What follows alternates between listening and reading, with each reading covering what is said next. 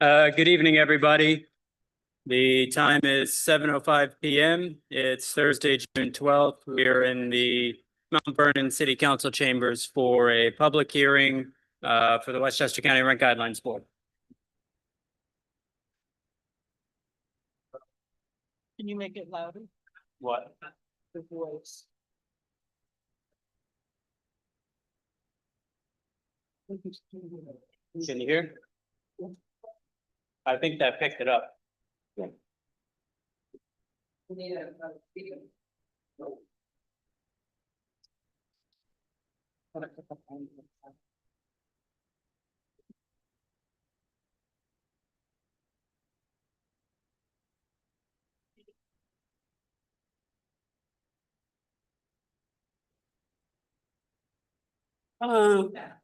I'm gonna use this one to call people.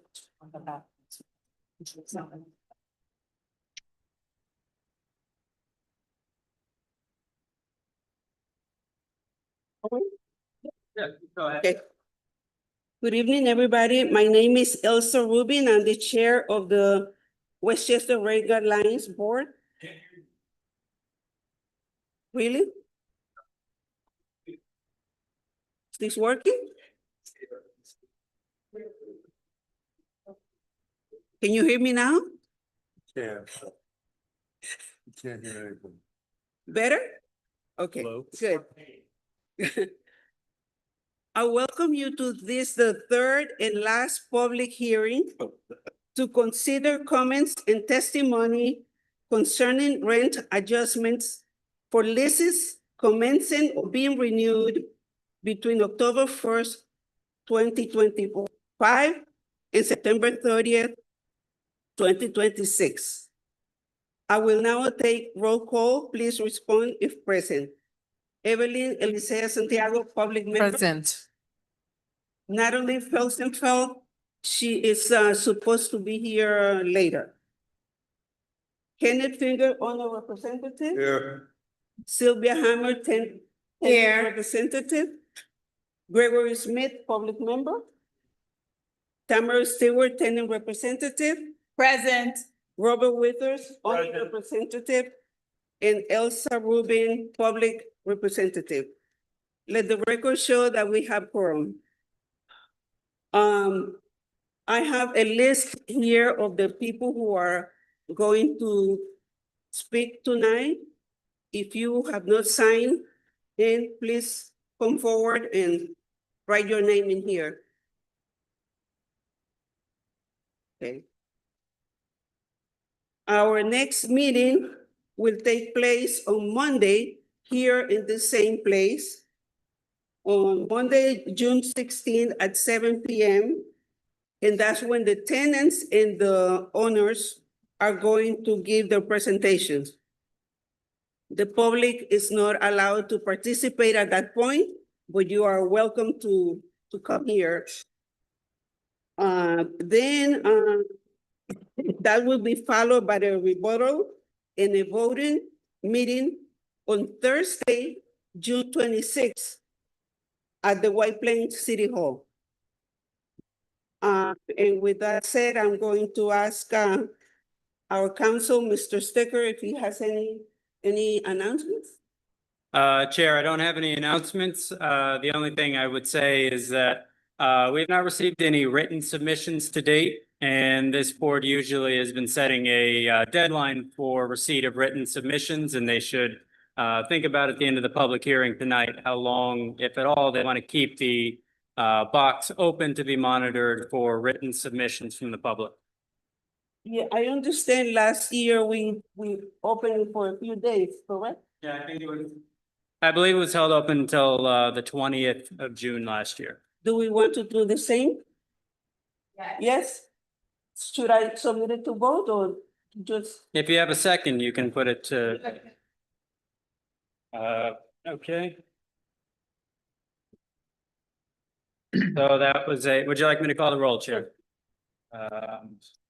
So that was a motion made by Chair Rubin to keep the public hearing open for written comments until 5 o'clock on June 20th, seconded by Evelyn Santiago.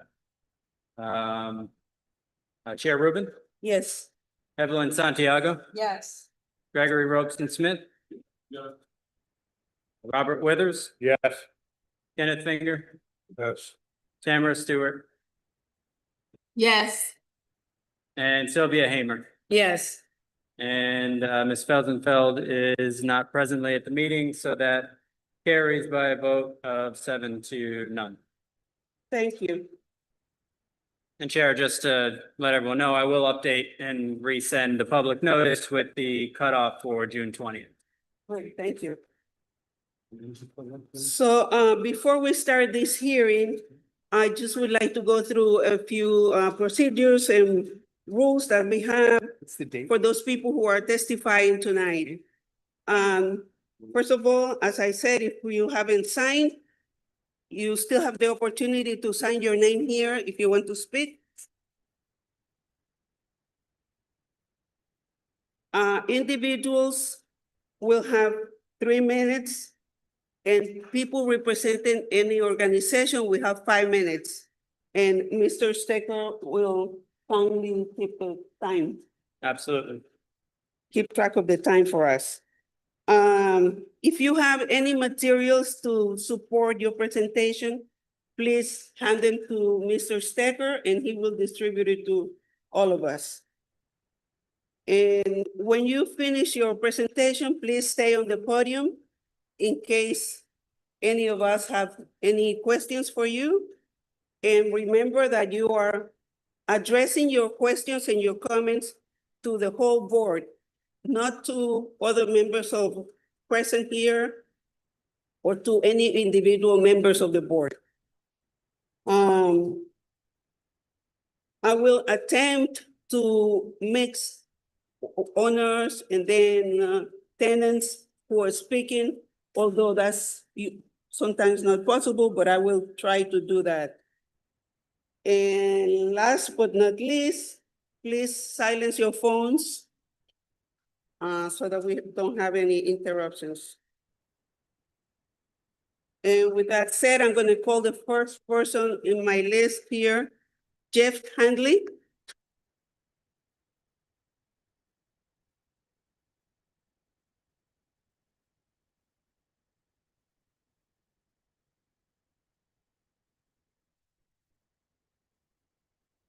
And Mr. Hanley, I understand you represent an organization, correct? I am representing an organization. Yeah, you have 5 minutes.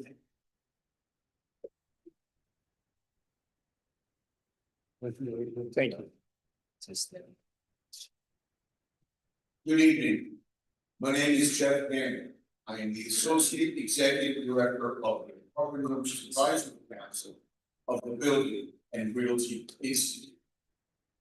The Apartment Owners Advisory Council, also known as the AOAC, represents hundreds of owners and managers of multifamily buildings and complexes that are affected by rent stabilization. Those owners and managers are responsible for thousands of units here in Westchester County. I have been with the Building and Realty Institute for 36 years. Like many of the speakers representing our associations during this year's public hearings of the Westchester County Rent Guidelines, I want to stress that the building and realty industry is most definitely under attack. I speak to local owners and managers on a regular basis as a result of my position with the Building and Realty Institute. In recent years, I have heard our members express high levels of concern regarding our abilities to meet their significant increases in operating expenses and accordingly regularly maintain their respective.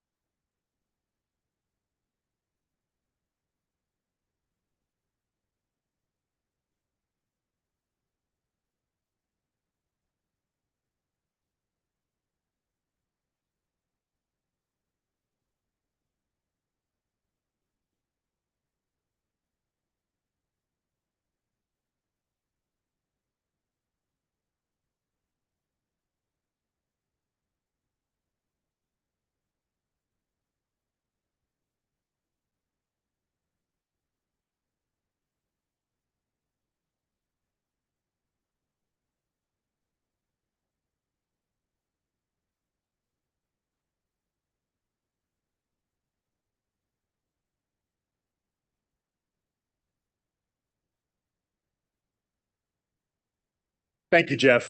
Great testimony.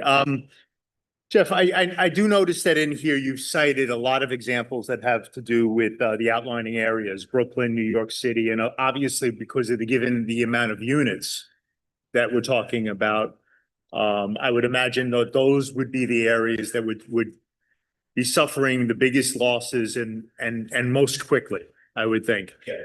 Does the BRI have any idea of when that will be, that same type of distress will be at our doorstep? Do we have any projections in regards to when we can start seeing the same type of distress on the rent stabilized multifamilies that we have here in Westchester, that through the statistics that we were given just recently, looks like 55 to 60% of those buildings are under 60 units, which would affect much smaller operators than Chetrit, which is obviously very worrisome. So do you have any idea about when that would happen? We have no accurate estimate as to when it might happen, but based on our interactions with members of our Parliament's Advisory Council, several of our members are very, very concerned and troubled by the situations they're facing. And we speak to owners and managers on a weekly basis as a result of us having our Apartment Owners Advisory Council. And many members are very, very worried. Can I just ask a follow-up question? And is that, you don't have to obviously mention who, but is there anybody who you know of, or are there any owners that are in forbearance, foreclosure, any sort of? I don't know Problems with anyone their- specifically by name, but I have heard through the AOAC conversations and dialogues that those situations do exist for some of our members. Thank you. Question. Yes, ma'am. So I don't know if you have this information, but Trinity Place Holdings, how many units are we talking about? And what percentage are rent stabilized? Could you repeat the question, please? Sure. With regard to Trinity Place Holdings, what is the total number of units and what percentage of those units are rent stabilized? I don't have the amount of units at Trinity Place. I do know that a large percentage of the units are under rent stabilization. I don't have the exact number. I wanted to be as concise as I could be. If you would like me to get that information, I'd be happy to send it to you guys eventually. Yes, please. Okay, that's fine. Thank you.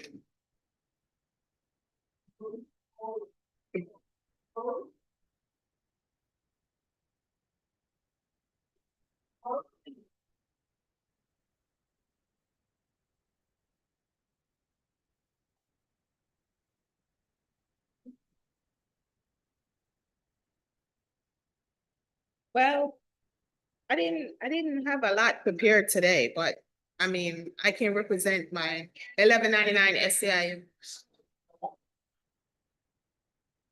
Okay, are you here? Madam Chairman. Right here? Are you here? Yes.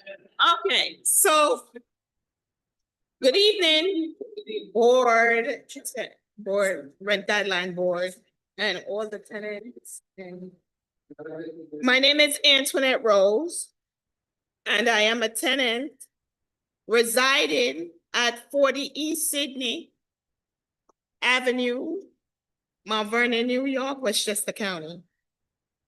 I am respectfully urging the board to vote against any proposed rent increases this year. Given the ongoing financial challenges many residents are facing, rising cost of living, stagnant wages, and housing insecurity. A rent freeze is not only justified, but essential for maintaining stability for fairness in our community. I kindly ask that you consider the impact a rent increase would have on working families, seniors, and low-income tenants, and vote in favor of keeping rent at their current level, even lower. Thank you.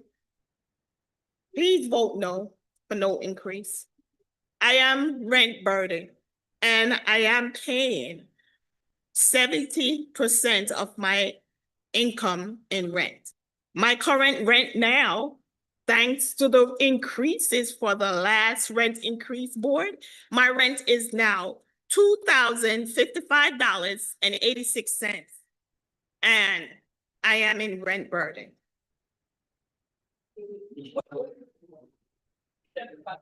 Okay. How many bedrooms is it with the $2,055 that you're paying per month? How many bedrooms do you have? Well, I have one bedroom, they call it a 1.5. What? Okay. bedroom.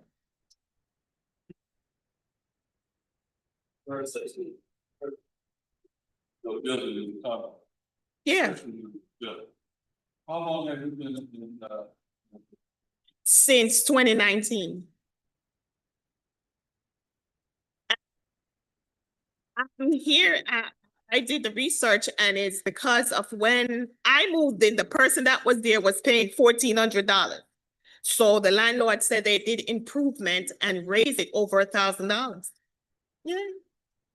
So they got their 20% increase. Yeah. Land, see, are they saying landlord for the rest of the What you say? the land The landlord for Sydney, where you are, there's a landlord for 40 East Sydney. yeah, Is that the same landlord for the entire Westchester Plaza? yes, Okay, that's what I wanted to know. Because some of those buildings are equity, right? A co-op?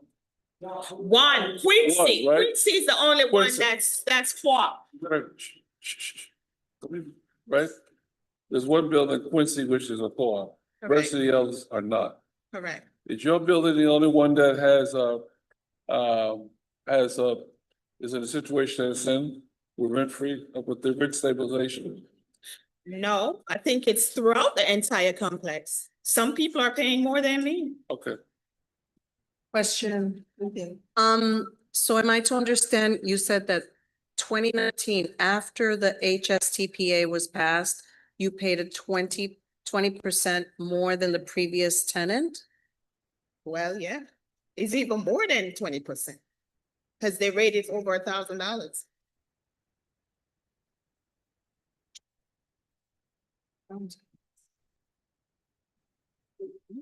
Any more other questions?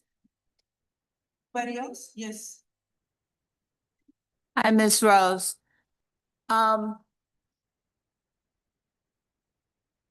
know I can see from my window, I happen to live in the same complex and 4 out of the 5 buildings are rent stabilized, about 700 units in the 4 buildings. The church across the street has a food pantry every month. Have you noticed the lines getting longer or shorter? Very long. I sometimes even have to go to the pantries now. Thank you. You're welcome. Anybody else? Thank you, Ms. Rose. You're welcome. I have to remind the public, you are not allowed to talk unless you come to the podium, please. Next person is Jerry Houlihan.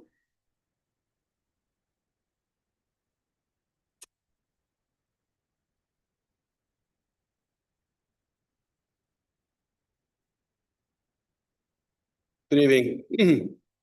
Is it okay? You can hear me? Yeah. Jerry Houlihan, I'm the Vice Chair of the Apartment Owners Advisory Council, the Building Realty Institute.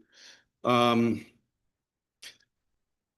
know, our industry is under attack. Every one of you should know the HSTPA law. Every one of you should know that and understand how that law has crushed this industry so much. There will be no housing left if this continues. I beg you to read it. It is so bad. The negligence in Albany was so bad. We're left to beg for increases because they can't pass proper housing laws. It's horrible, horrible. We had a meeting in our office with a new bank, PPAC Bank from New Jersey. We're not doing multifamily buildings, period. Any ETPA buildings is a risk. Risk. We won't do it. We won't do it. You guys got to help us, or else there'll be no housing left. Most of these buildings are owned by families, generationals, that they take care of their tenants. They're not a hedge fund from Wall Street that's grabbing money out of you. This is what you're going to get if you don't protect us. Thank you.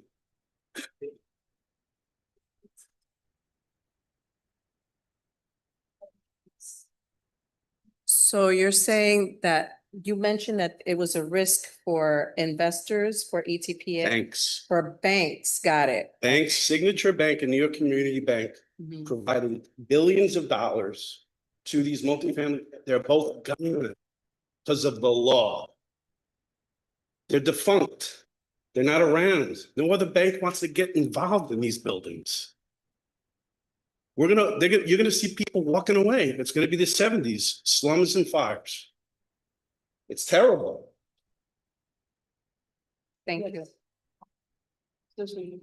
So what do you propose for us to do? We have no control over that. You do. You do. Well, You do. You can read the law, understand it. right. We'll provide you the law. I can give you the Senate bill, which is 20 pages. Let me finish. And then ask us questions and understand how the housing industry is being crushed. And you can go to Albany and say, we hear on the Westchester Rent Guidelines Board that this is crushing, and you're left with us to fix it. Our responsibility is not to go to Albany, but it's your responsibility. Our responsibility as a board member is to understand the economy around the law. I understand that, but our responsibility is not to go to Albany to the legislature. No, it's not. Okay, But you should know the law. I understand that. Okay. So I'm still asking the same question. Fair enough. Fair enough. I mean, Yes.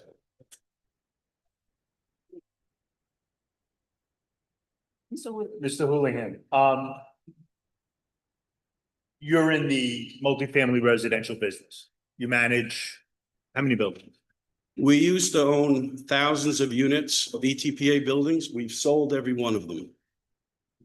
Can you please tell, I mean, I think I know what the Because answer to that they're is. risk, and it's a horrible investment. Okay, and when were most of those? We saw the writing on the wall in early 2010 and 11. Okay, great. Of the holdings that you currently have, Yes, are any of those buildings levered? Do they have mortgages? yes. Okay. Do you have interest rate resets on? No, the Signature Bank was sold. We have predatory lenders that we had to negotiate with. One particular building we owned, Signature had a 3.5% rate. The reset came, predatory lender came in, charged us 12%. So you're paying right now to keep the building? We got out of it. We found another friendly lender. But in the meantime, A no friendly bank wants to lender? touch. Yeah, well, friendly is a broad stroke, but yeah, it's a difficult time. Uh-huh. And I understand affordability. I get it. A gallon of milk is up, a loaf of bread is up. It's terrible. You know how much a roof costs? 300% of what it used to. And we can't get any MCIs. And I get it. Affordability is huge. The whole country, I get it. But you guys got to understand the law and not crush the housing providers. Just to follow up, of the repairs and maintenance in those buildings that need to be done to keep them up to the standard that you want to keep them up to, I would imagine in the NOI of the building, there doesn't leave a lot for that to happen. Are you making capital Well, improvements what happens on your is- own? What happens is, because we don't own a lot of them, other guys will tell, other people will tell you, they don't do an elevator. The elevator's not fixed. The insurance comes, says, fix the elevator. Well, I can't. Well, we're gonna raise your rate. On the then- insurance? Yeah. What It- is it your, just- It permeates all around. what have your insurance costs gone up, Mr. Houlihan? From 3 years ago, 300%. Thank you. Thanks. Do I understand you to say that you sold all of your ETPA buildings?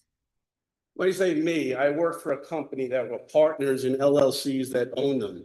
For the most part, I would say 80 to 90% of them are sold.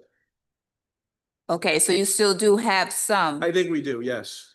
And a lot of it is probably partners that we're silent partners with, you know, and we're not in the management of it anymore. Maybe we own a 20% share in it or something. But a lot of them are free market now, or they're turned into HUD because HUD will let you charge market rate rent. You know, and a lot of these people that own these buildings don't want to be in a situation. They want to provide good housing, but we're getting crushed. And I know it's not your responsibility, but Albany has crushed this industry. It's terrible. And we told Senator Cousins she was going to do this in her office, and yet she went ahead and did it with Senator Kavanaugh and everybody else. And they're trying to backtrack it to fix it, and it's just not working.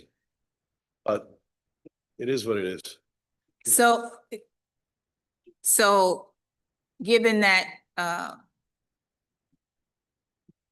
what you're saying needs to happen, what increases would you propose, sir?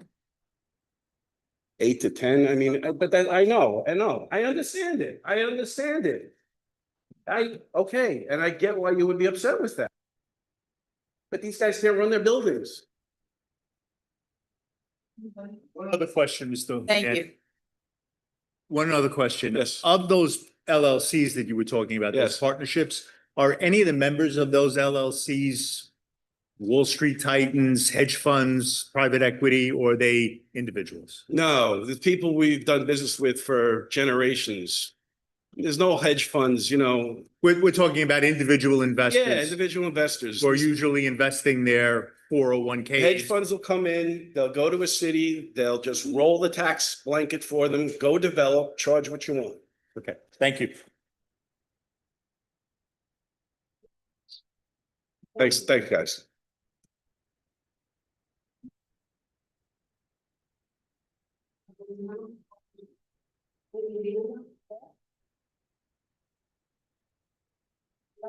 Thank you. Emiljana Ulaj, yes, thank you.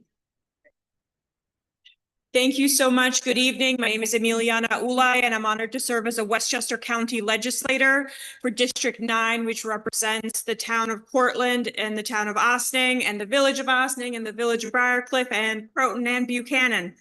I am here tonight to urge the Westchester County Rent Guidelines Board to please set a sensible increase at 2% or under. That is what we believe is fair given the struggles that people are facing in today's market.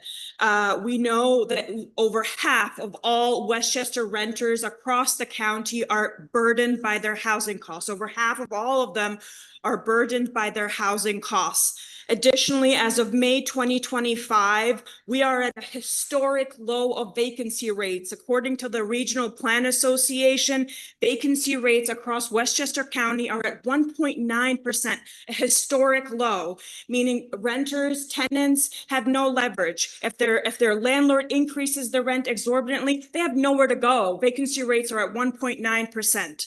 Furthermore, average rents have increased in Westchester County by 46% over the last 10 years. 46% increase over the last 10 years in Westchester County for rents. We're seeing it, right? We know it. When we talk to our family members, our friends, everyone is feeling this. Everyone is feeling how difficult it is to stay in Westchester County, and it's because the number one deduction that from what they earn every month, their housing costs is increasing higher and higher, and they can't afford to stay here anymore. And it's because of the housing costs. And the number one thing that you can all do with the decision that you make today to control how unaffordable it's becoming to live here is to control these housing costs and to keep the rent increase at a sensible number. We believe that 2% or under is sensible. It allows the landlords to do the work they need to do to maintain the integrity of the properties that they own, while also protecting the tenants from an exorbitant increase. That is what I am urging of you. And my colleague, the chair of our housing committee, Shanae Williams, is also here tonight. She's also going to speak, and she'll tell you about a letter that we're working on behalf of the board that we plan to submit to you before your deadline. Thank you. Yes.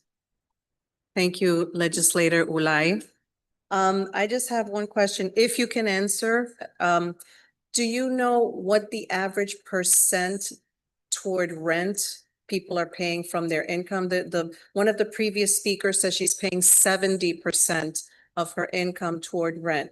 Is that something that you have readily available? Like what is the average percentage of income to rent expense?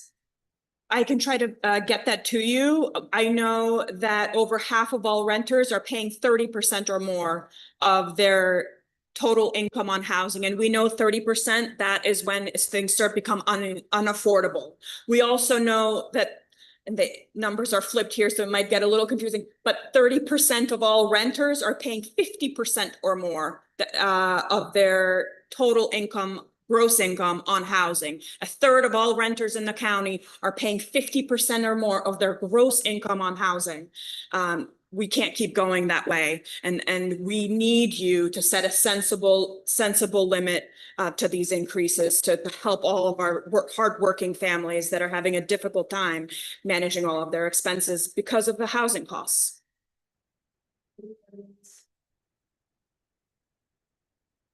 Yes, sir. You cited over 10 years. What percentage of those apartments are ETPA and what percentage are new construction? I don't have that breakdown, unfortunately.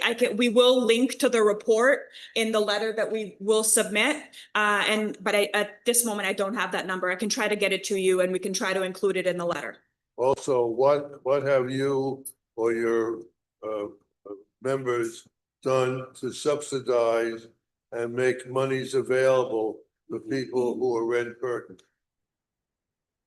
Well, the county has a few different tools at its disposal to try to help ease this crisis. One of the things that we do is we try to subsidize new construction so that we can make new construction fully affordable. In my district alone, we're working on 2 housing projects that are bringing in over 100 units at all affordable because the county steps in, is contributing millions of dollars toward the sale price for the land, allowing the developer of the property to rent the units at an affordable rate. That's one of the tools that we have at our disposal that we're using throughout the county to create more affordable units. There are multiple ways that we can try to address this. One is trying to regulate how much the increases are. 2 is creating more units, right?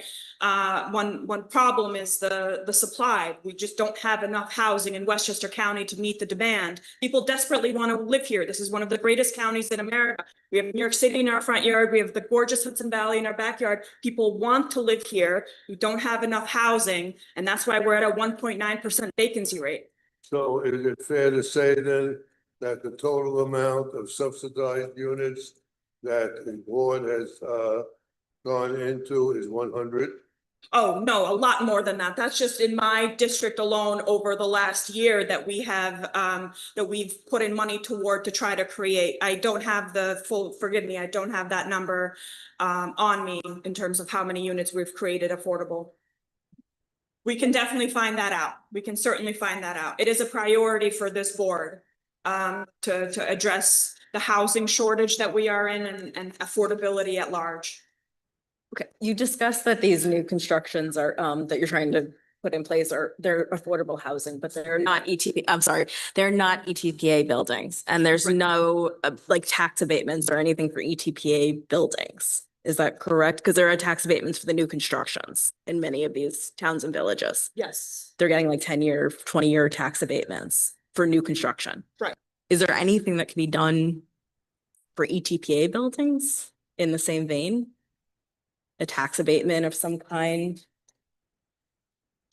She's asking. So I was saying that she was talking about it being affordable housing, and it's new construction. The ETPA buildings were built before 1975. There are no kinds of tax abatements or ways to help the people in these buildings. This is only new constructions, and a lot of the new constructions are only subject to a 10% affordable housing unless it's fully affordable housing, which there has a few, like Ossining has one now. But is there anything that we done on a legislative level that would help out ETPA buildings? We can certainly look at that. The state. That's something that join me on the mic. Oh, sorry. Okay. Okay.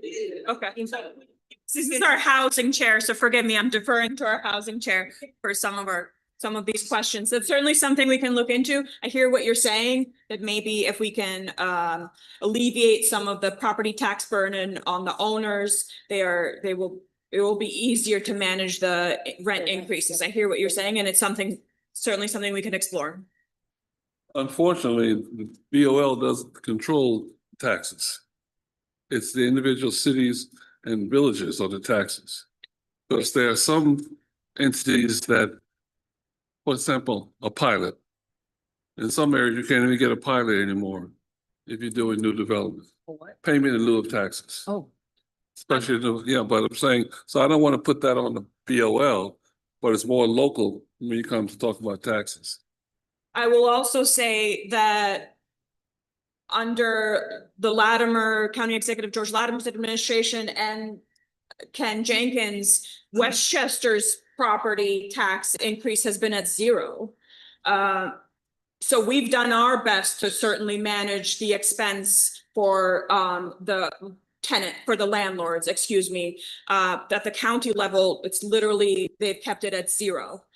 The property tax increase. Of course, we're only one of the 3 taxing entities. There's the schools, there's at least 3 schools, villages, towns, depending on where you are. So there are other entities as well that might be increasing theirs, but at the county level, we've done our best to manage our side of things to protect the members. Okay, Ms. Hamer, you have the. First of all, I'd like to thank you for your testimony and for coming out tonight, giving people a different perspective of what's happening to the tenants. So I really do appreciate that. And being elected official, I congratulate you for coming out and speaking up. One of the things I wanted to ask is, how would an increase of over 2% or double-digit increase impact those not only in your district, but those who are throughout Westchester County? How would they be impacted? Sensing that folks are already so severely burdened by these costs, what could start happening, what I fear will start happening is people will start missing their rent payments. Will start missing monthly payments. What happens after that? Suddenly now the landlord has the right to start eviction procedures, right? If someone starts missing rent, it's absolutely the landlord's right to start eviction procedures. What happens after that? This person will end up on the street. And they were already in an ETPA unit, and so hopefully a manageable rent price. If they couldn't even afford that, what can they afford in Westchester County? These families will end up homeless. If we start increasing rents when they already are having trouble making ends meet month to month, we are setting up our tenants for homelessness. That's what we're doing. So just the last one. So not just in your district, though, throughout Westchester County, we're setting up for people to become homeless. Absolutely. Is that what you're saying? If we keep increasing rents by 8 or 10%, we are setting up people for failure. We are setting them up to start missing rent payments. We are setting them up to be the target of eviction procedures and to end up without housing. One last question. So people who are on fixed incomes, like you talked about seniors, how would this also impact them? A double-digit increase? They would feel even worse, right? As you mentioned, they are on fixed incomes, and the COLA increases, the cost of living adjustment increases that they might be getting on their Social Security, on their pension, will not match these increases that might be proposed, 8-10%. Absolutely, they're not getting 8-10% increases on their pensions or on their Social Security payments. And so they are at most risk, especially because they are older, and it's not like they can just pick up a second shift or another job. Also, one job should be enough. No one should need more than one job, but that's a whole other point. A whole nother board. Yeah. Thank you.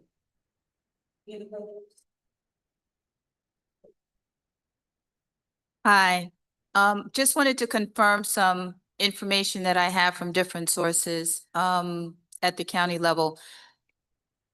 I was told that about 25% of our county is seniors. Is that rough estimate accurate to the best of your knowledge? We do have an aging population. I think it's actually more than that. I think it's hovering in the 30s. Okay. And I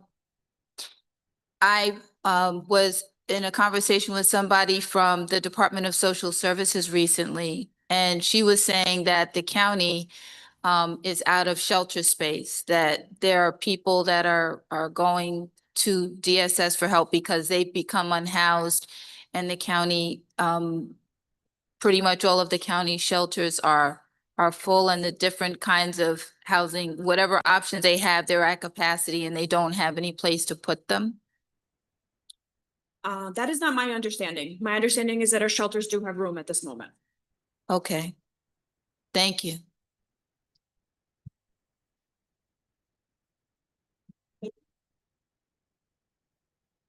Thank you.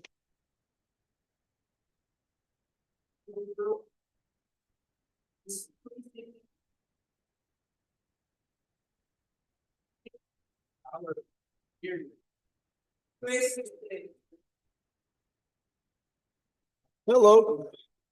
So I have some stuff to hand out to everybody. You could read it or throw it away. It just makes me feel good that I did something. So I don't understand what's going on. I come up here every year and company. So 5 minutes. So we represent about 1,000 units in Westchester, all over. Our average rent is $1,400 a month. We're a local family business, and I hear things like this, and I hope I don't have a heart attack, because it's the government that's causing all this.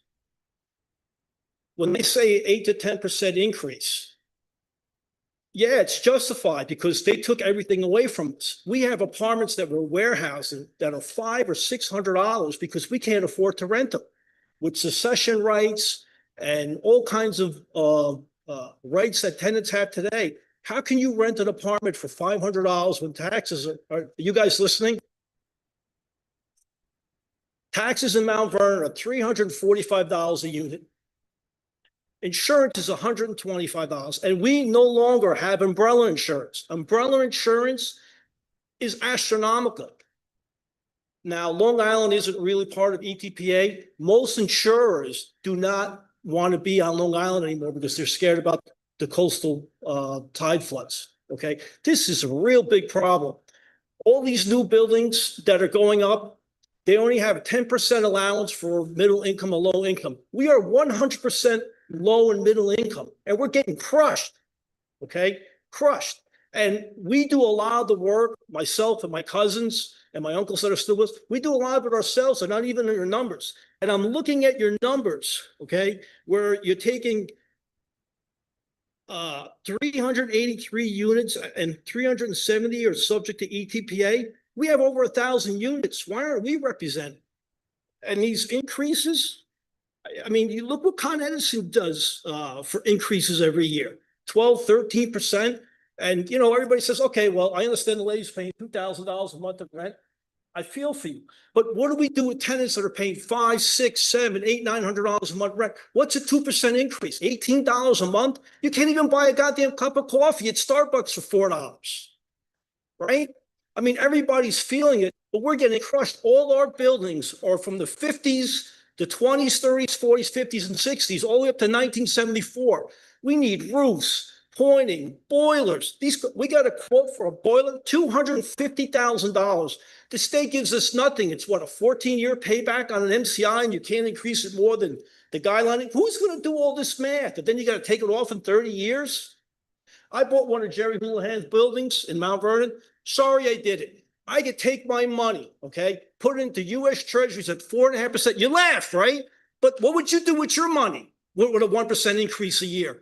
4.5% on Treasuries, stay tax-free, and I don't have to worry.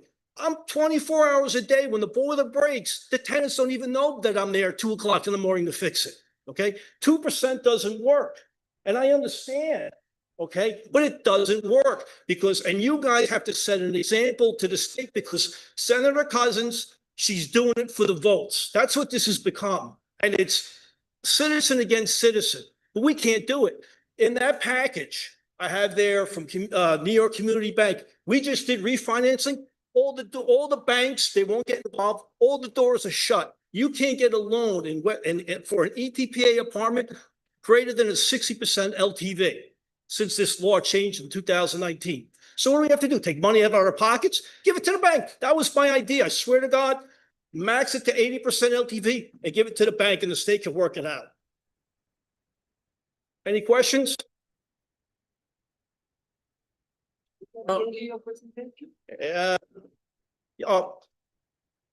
You want to talk about insurance? We just got this the other day in May. I think you guys all got it. 28.8% increase, United Healthcare.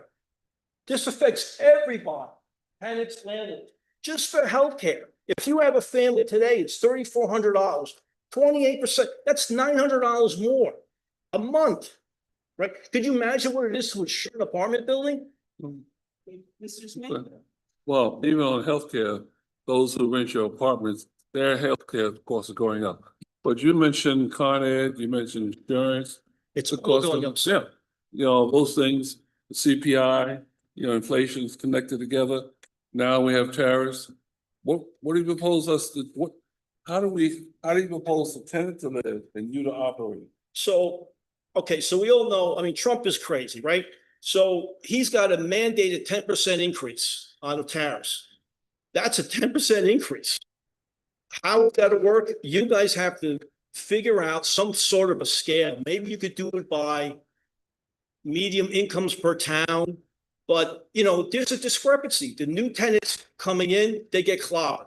The people who've been there more than 5 years, they got a free ride. I mean, since COVID, you look at the increases, 0% for 2 years, 0% for 2 years. I don't blame them. I would want a free ride too. I have a building in Eastchester. It's the worst building we have at all. Nobody moves. I have 4 tenants that have houses in Florida and they're snowbirds. Why would you leave an apartment for a 2-bedroom apartment for $800 a month? They laugh all the way to the bank. I got to provide them heat, hot water, insurance. I have to have a guy full time there, 24 hours a day with a free apartment. It's a joke. It's a joke. One other thing I'm going to say.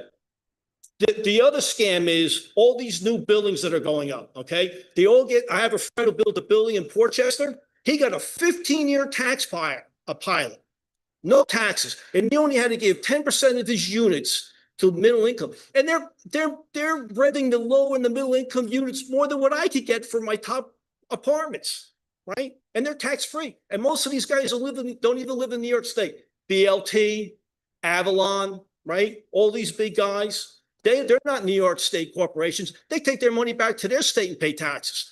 We're the little guy. We pay our taxes here. In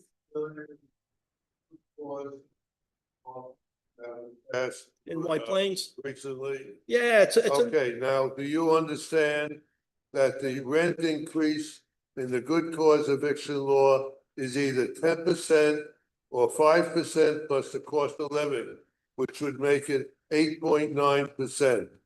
Would that be the type of increase, and that's the state that passed that, and the local municipality.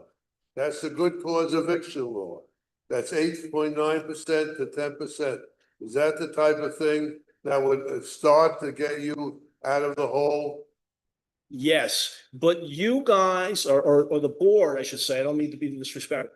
You need to send a message to Albany that this system is broken, okay? You can't have disparities in rent where one poor lady's getting crushed at over $2,000 a month and someone's got a free ride that might make $200,000-$300,000 a year and pays $800-$900 because they're a second generation in an apartment.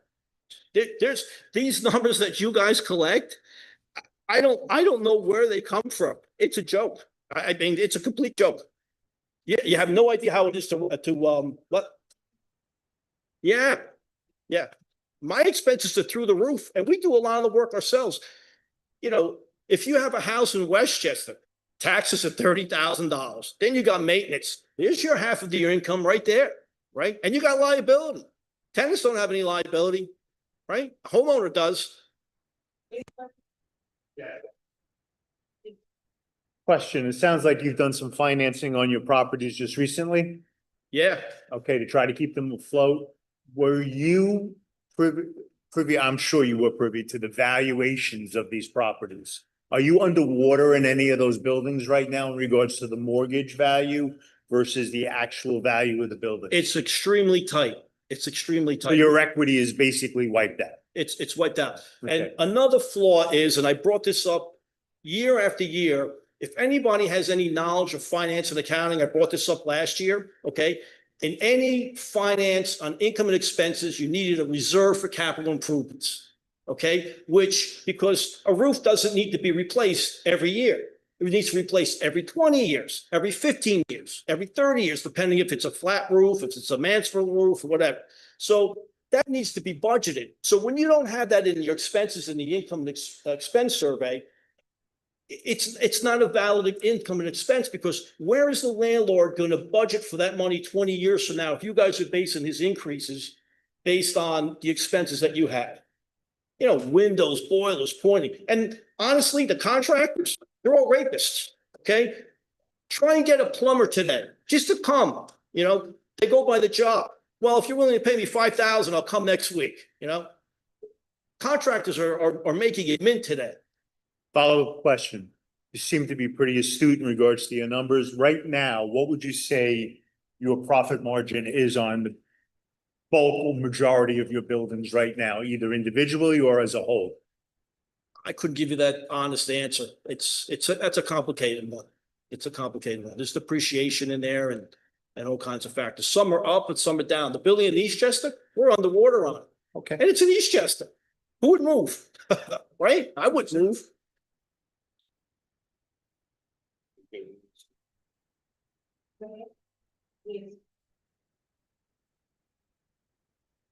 How many of your units are left vacant right now? Are there any that like, you weren't able to fix up, so you left Probably have vacant? close to 20, 25 that are empty. And they're staying that way. Why? Who would rent an apartment for $500 or $600? Would you? Okay. And taxes of three. I mean, I don't want to go over it again. It just doesn't pay. It's not worth the risk.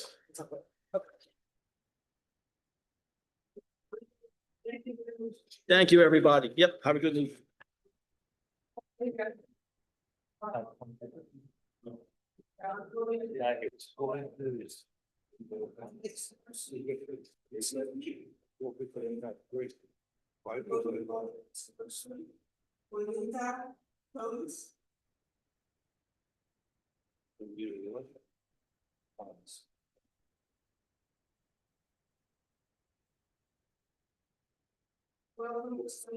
Yes. Yes, and I'm also a part of the United Tenants Board. And the United Tenants Board, I'm a part of the United Tenants, and I also reside at 590 East 3rd Street in Mount Vernon. And I want to say good evening to everyone. And I would like to speak, you know what, as I've sat here and I listened, I'm not going to go over a lot of things that everyone else has spoken about. I would like for, you know, the, if possible, for, you know, the rate to stay at 2%. But now as I sit here listening, and I'm going to give you just a little flavor of something that I've lived through. And when you live through certain things, you sort of get a flavor. I've listened to the landlords, and let me just make it like this here. I live at 590 East 3rd Street, and I have not been able to occupy my apartment for 5 years. I didn't want to bring that up. I came to talk about keeping, you know, the rent at the low rate, but I've had to live with my daughter who lives in a house, and I'm watching, and not only that, she has a real estate office. Because of some limitations, I've had to ride around with her. So I know the things that landlords go through as far as having to pay for the various different things to keep their, you know, their houses up, how the building department charges every time anything goes wrong. And I sort of, you know, I learned sort of all of the aspects, and it's not easy for any of them.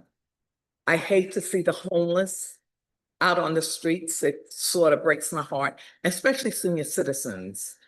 And I've heard that the shelters are really, they're full.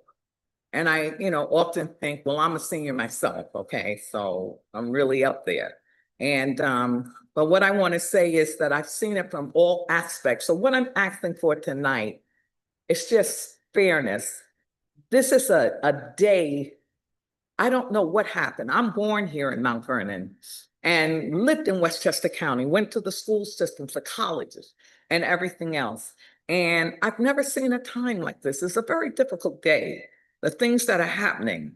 And we want everybody to flourish and to make it.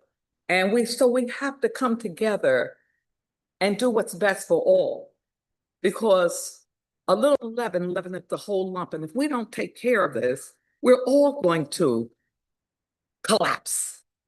And if this is the way it looks like for whole America, you know what I'm saying? We got to come together and be the United States that we once were.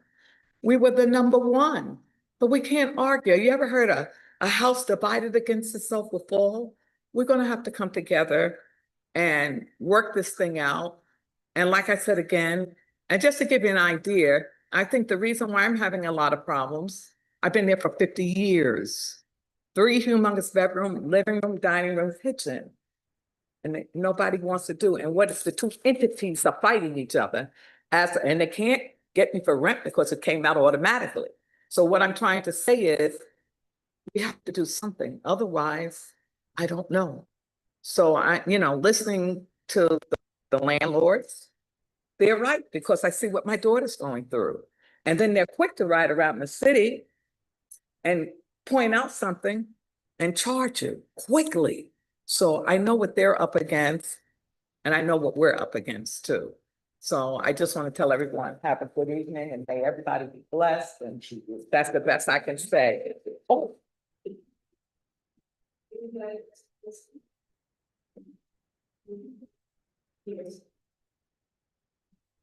You said you haven't lived in your apartment for 5 years. 5 years. Why? Because, oh boy, there's a lot of issues, honey. Even to the day, I'm waiting for the building department to come because they took out even my big bathtub, put it in an inferior small bathtub, almost fell into the apartment underneath, and I'm waiting for them to even come back now. And they're sending, I think it's the 5th of next month, for them to do another bug inspection. I even had spiders in my place, all kind of big, beautiful building, right on the borderline of Pelham. And the view is so beautiful, and I can't explain it, but there's issues in the building. And a lot of people don't want to complain because they have nowhere else to go. And let me just say this, they could really get $4,000 for the apartment, and I'm only paying $1,012. So that's the big issue. And when the gentlemen, I'm listening to them talk, I understand where they're coming from because they're absorbing. And my daughter had a bad tenant. And I can't explain. And a lot of times, I'm going to tell you the truth, some of, the tenants know how to manipulate the system whereby they can stay longer. And so I can't explain it. It's sort of a two-way street. And I'm glad that I learned, because otherwise you'll just be one way, but it's sort of a two-way street. So everybody's got to come together to sort of solve the issues for the betterment of all of the people. Otherwise, the whole housing industry is going to fall. So we don't want that to happen because we all need a roof over our head. Okay? Thank you. All right. Be blessed. Thank you.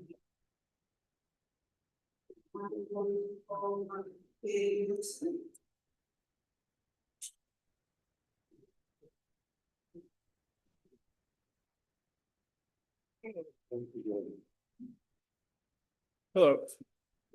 So I decided that I need to have another. I haven't had enough of it here. So here are some. Yeah, I got more. I don't know how many. And can you speak up? Yeah, I'm gonna, Thank you. I'm just gonna distribute these. Okay. One. Four, 7. I already gave it to the landlord rep, so they have it already. Here's another one. Yes. We have the top. Peter, here's another one. I think you need it. We have it.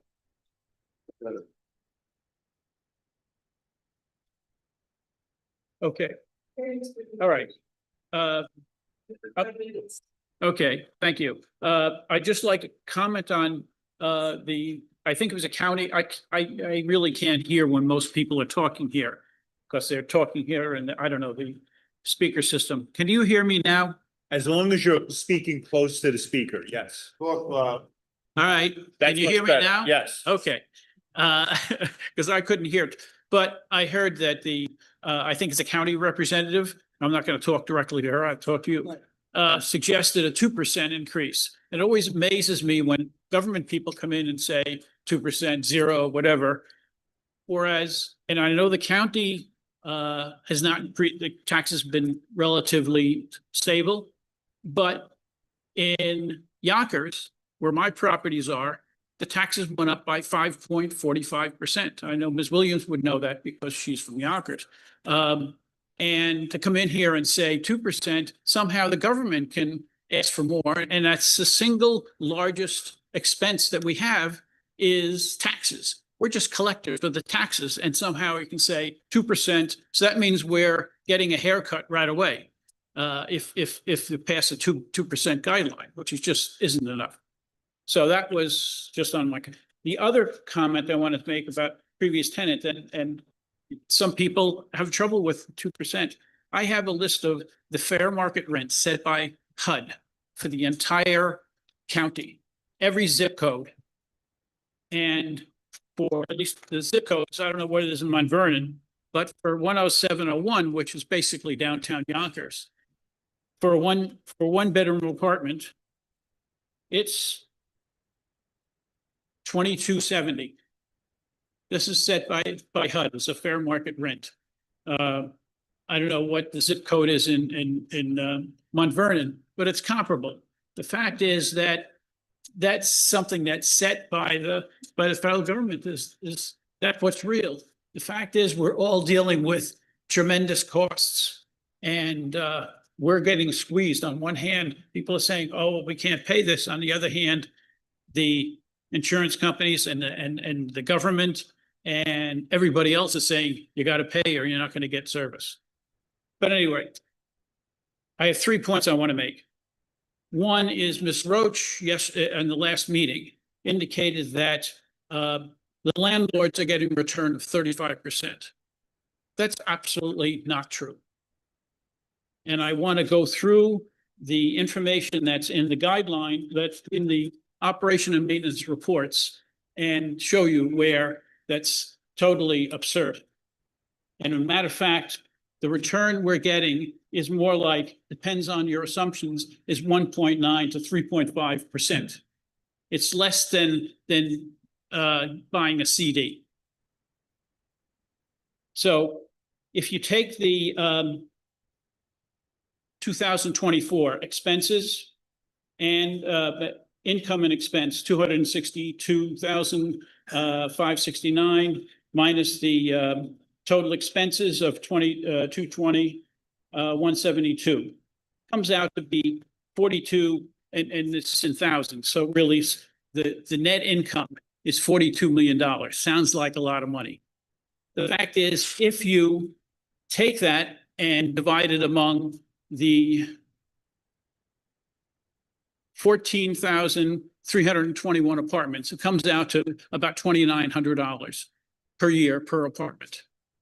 So you say, what's that? What does that mean?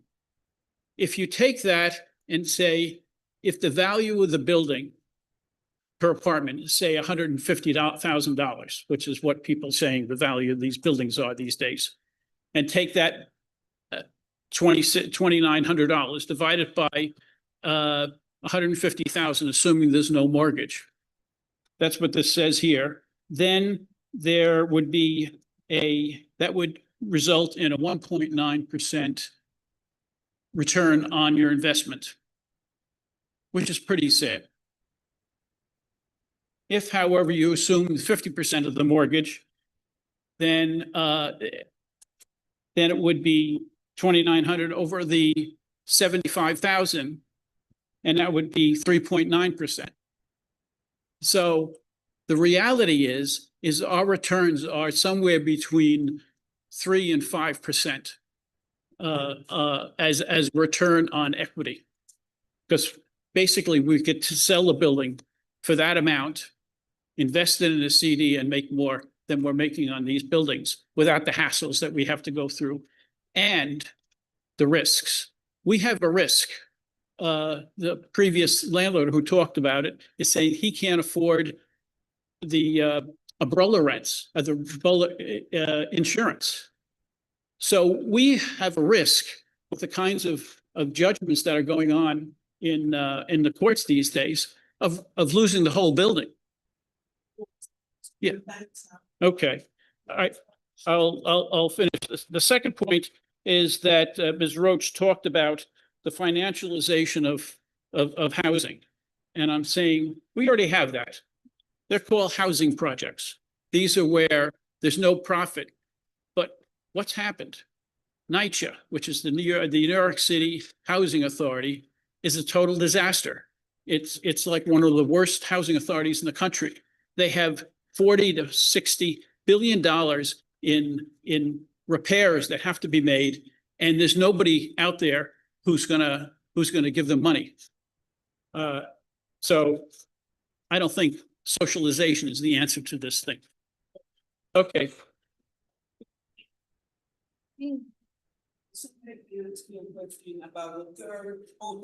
Okay. Yes. Does anybody want to ask a question about family businesses? Yes. Yes. In terms of the fair market rent. Yes. Where does that expression, or where does the, number one, where does the fair market rent come from? Secondly, what is it? And thirdly, what is the fair market rent, Yonkers, Mount Vernon, et cetera, for 2-bedroom and 3-bedroom apartments? Yes. Okay. First of all, it's set by HUD doing surveys of the rents in each area, and it's published by the HUD every year. This one is for 2025. You can all look it up. And for 10701, where some of my properties are, a studio is $21.70. A 1-bedroom is $22.70. A 2-bedroom is $25.10. A 3-bedroom is $31.30.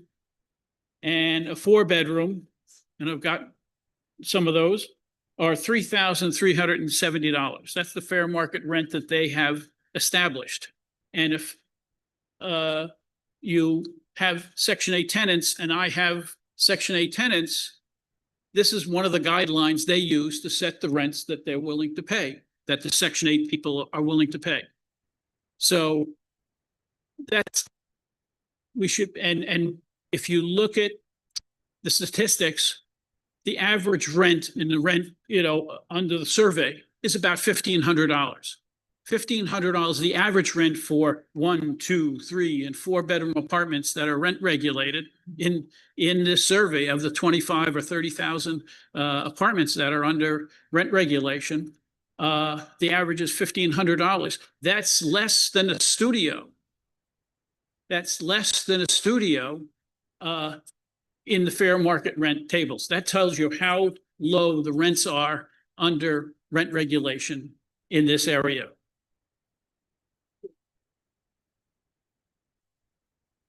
Yeah, you mentioned the HUD guidelines that are set for studios, 1, 2, and 3 bedrooms. Yeah. Do you know what the average median income is for those apartment rent, those rents? No, well, first of all, it depends on whether they're under Section 8. If they're under Section 8, they only pay 30% of their income, and Section 8 picks up the rest.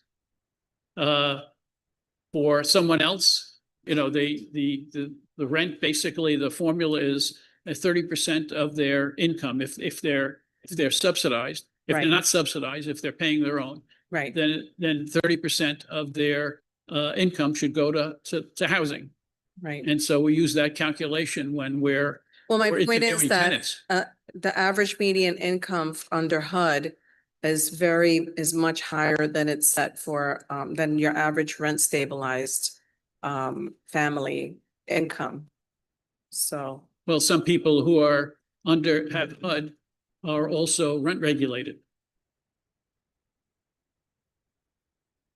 well, I don't know that fact, So so. I know that it is. I have some of them. Okay, if you could submit some information for us, that would be helpful. Okay, like what?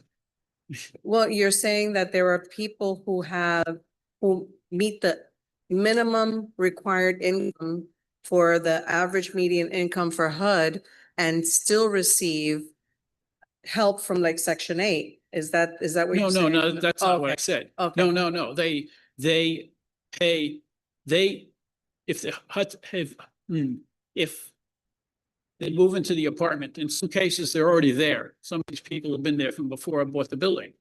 Okay. They're basically low income, they have low rents, and most of it being paid by HUD, by Section 8.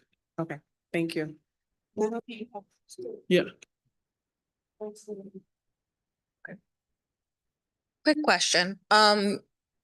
Section 8 bases what they'll pay for the rents based off of this. Are you allowed to get the difference between what Section 8 will pay and what the rent is? Like, are you allowed to bill up to this, to Section 8? Will they pay this No, rent? if they are in a regulated apartment and they're on Section 8, we can only raise it the amount that's allowed by the rent guidelines board. So So even if they have a they voucher have for the more- best of both worlds. So even if there's a voucher for more, you are not allowed to charge more. That's correct. But the last point that I want to just, and I'll leave. Okay, is that what? Okay, you have to save the people that are running these buildings are basically smaller family operations, not the big REITs, not the real estate investment trust. These are the people that are like us that you got to stop squeezing us because it's not working. It's not going to work for tenants either. You're going to end up like the South Bronx in the 70s.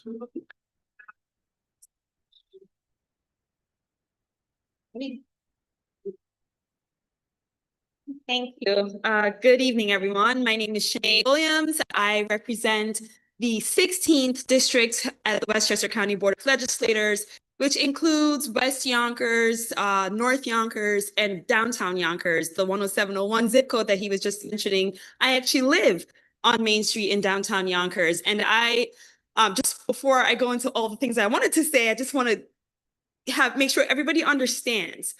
In Yonkers, gentrification is real, it is happening, and those rents that he was mentioning where, you know, the fair market rent for the 10701 zip code at 22, this and that, that's true, but that's also because there are these brand new, you know, the apartments that's sitting empty because the rents are $3,000 and $4,000 and no one can afford them. When you look at the actual average of Yonkers residents, the local residents, it is of their income, their AMI, it's not equal to what the county's AMI is, area median income, for those listening, right? So the argument that, you know, rents are so expensive and, you know, HUD is doing all of these things. It's irrelevant when you actually look at the people who's living there, who's been living there, and what they can afford. They are not moving into these new apartments that's asking for $2,500 for a studio apartment, which, by the way, I live in,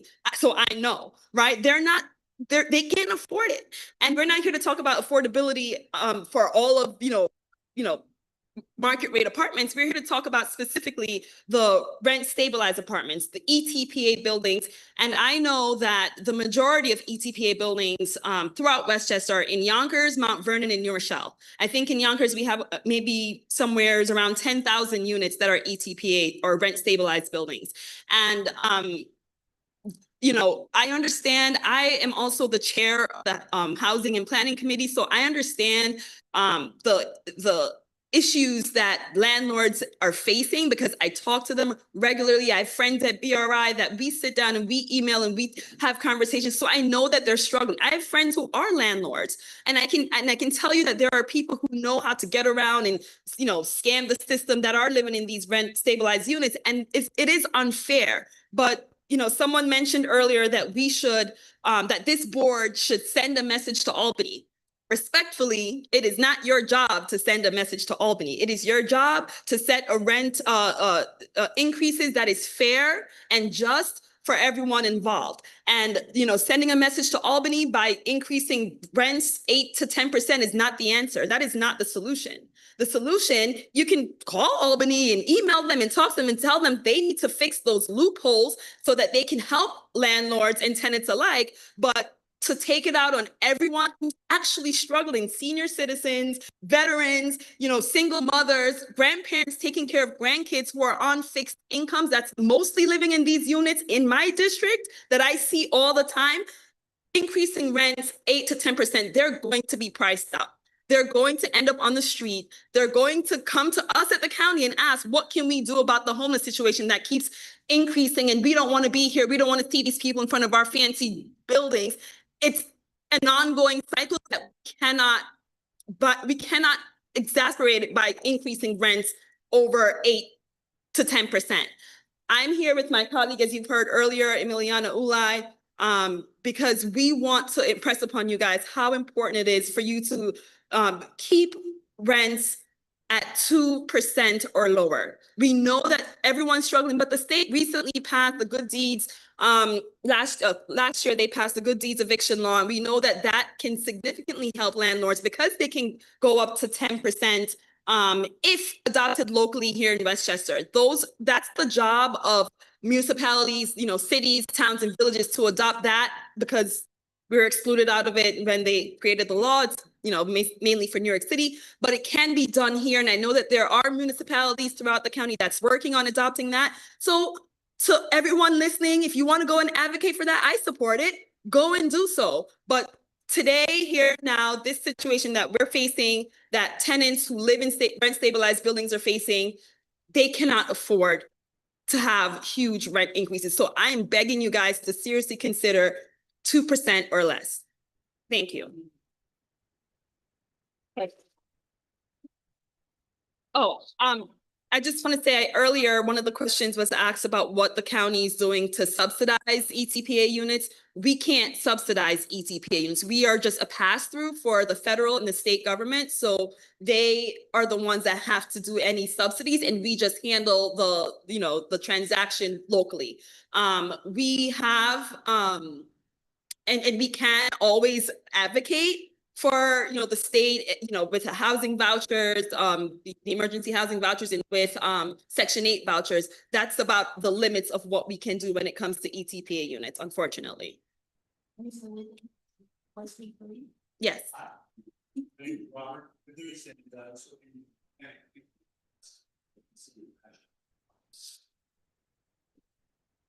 My first meeting this year was in Yonkers. Mm-hmm. And I was particularly taken back by a mother-daughter partnership that owned a 16-unit in Yonkers. That they were.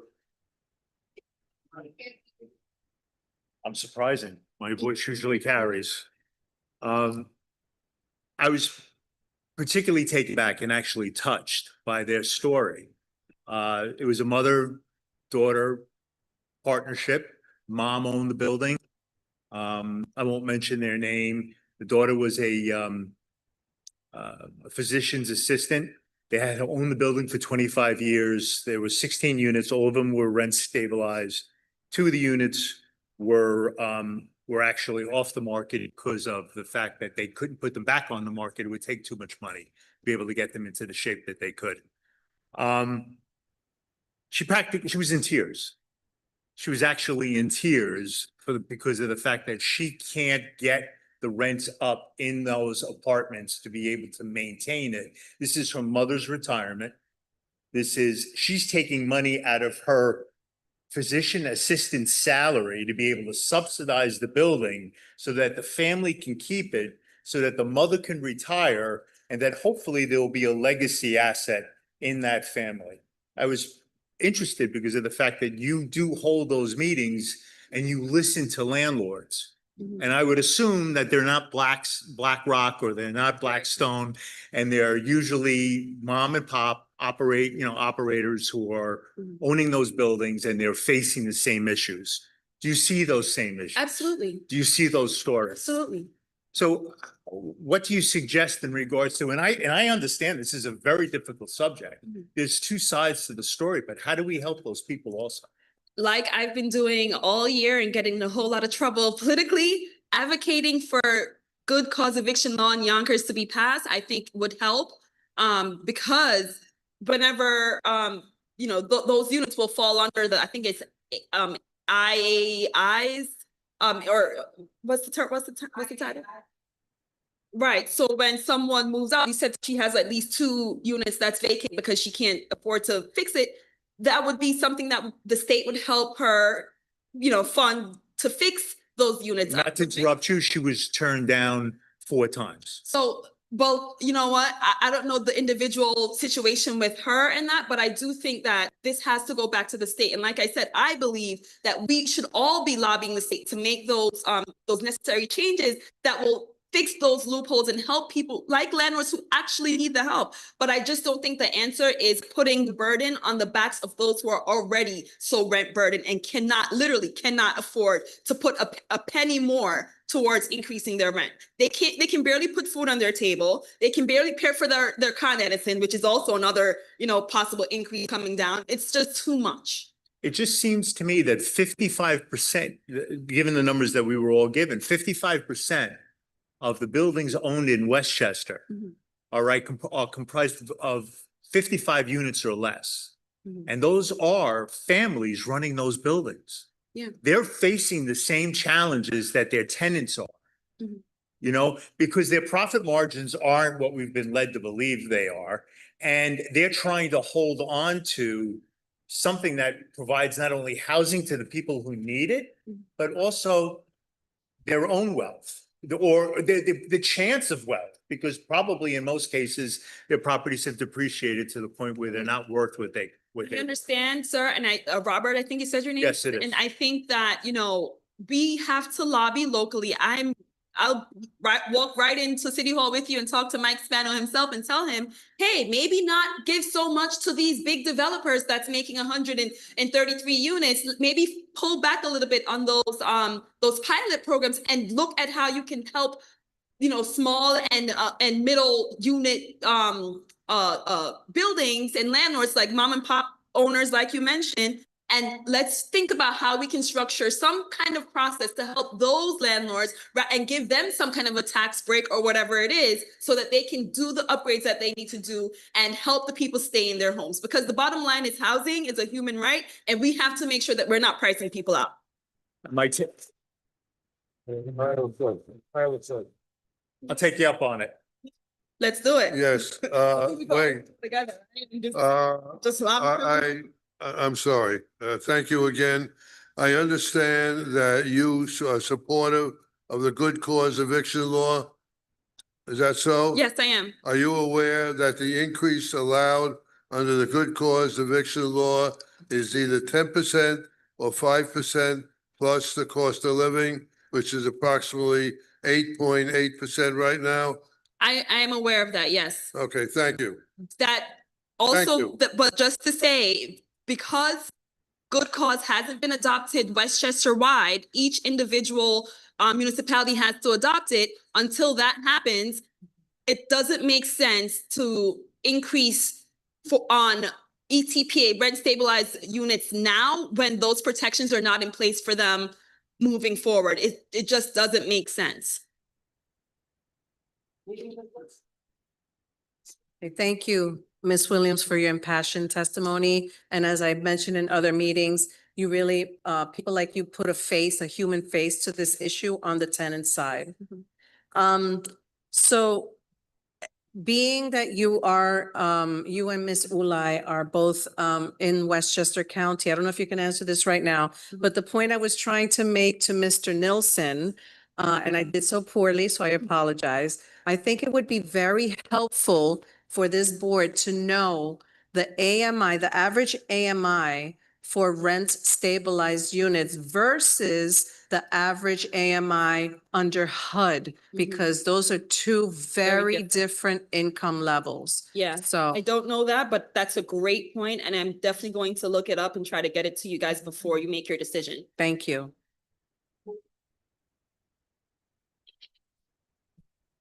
You had mentioned the average AMI was lower in Yonkers versus the rest of Westchester. What is the average AMI in what Yonkers?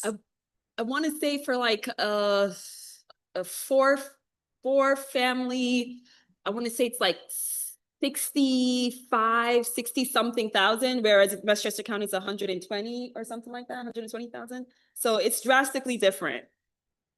But I can get the exact number to you because we passed a law last year saying that the county has to provide the actual AMIs for each local municipality throughout Westchester, so we know. So that when we are pushing for new development, we can actually look at what those AMIs are and make sure it makes sense for the people who live there locally so they can get access.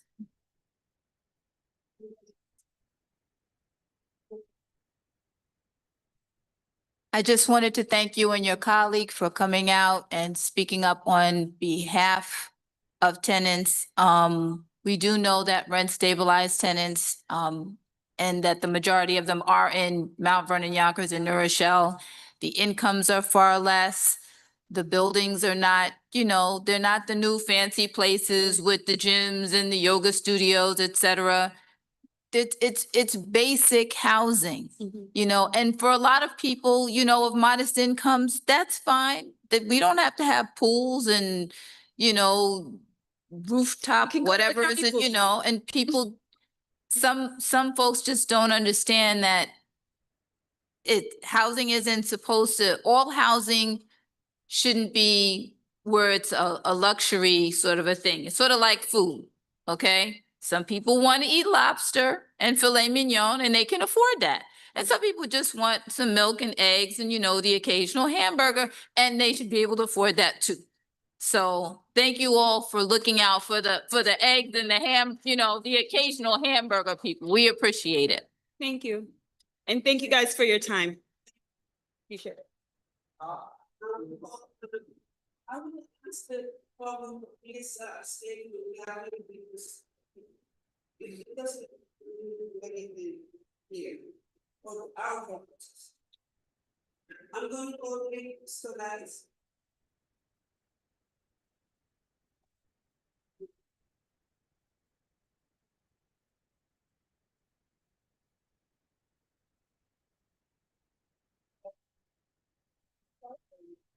An organization, BRI. Thank you very much. The building realty and BRI, Building and Realty Institute. A little tongue-tied, been a long, speak into the microphone, certainly. Good evening, members of the board. My name is Nicholas Stolatis. I'm a principal with EPN Real Estate Services, a property management firm located in Pleasantville. I am here as a member of the Apartment Owners Advisory Council of the Building and Realty Institute. I have extensive experience in real estate management and investment, both at the institutional level and on the personal level. This board has already heard testimony from several members of the BRI. I am here to speak to certain misstatements and biased comments you have heard from a certain tenant advocate who has regularly inundated this board with facts and figures whose provenance and accuracy should be questioned more closely. A case in point is the accusation that housing has been subjected to financialization beginning in the 1970s. This is preposterous on its face and in reality. Multifamily properties have always been considered to be investments.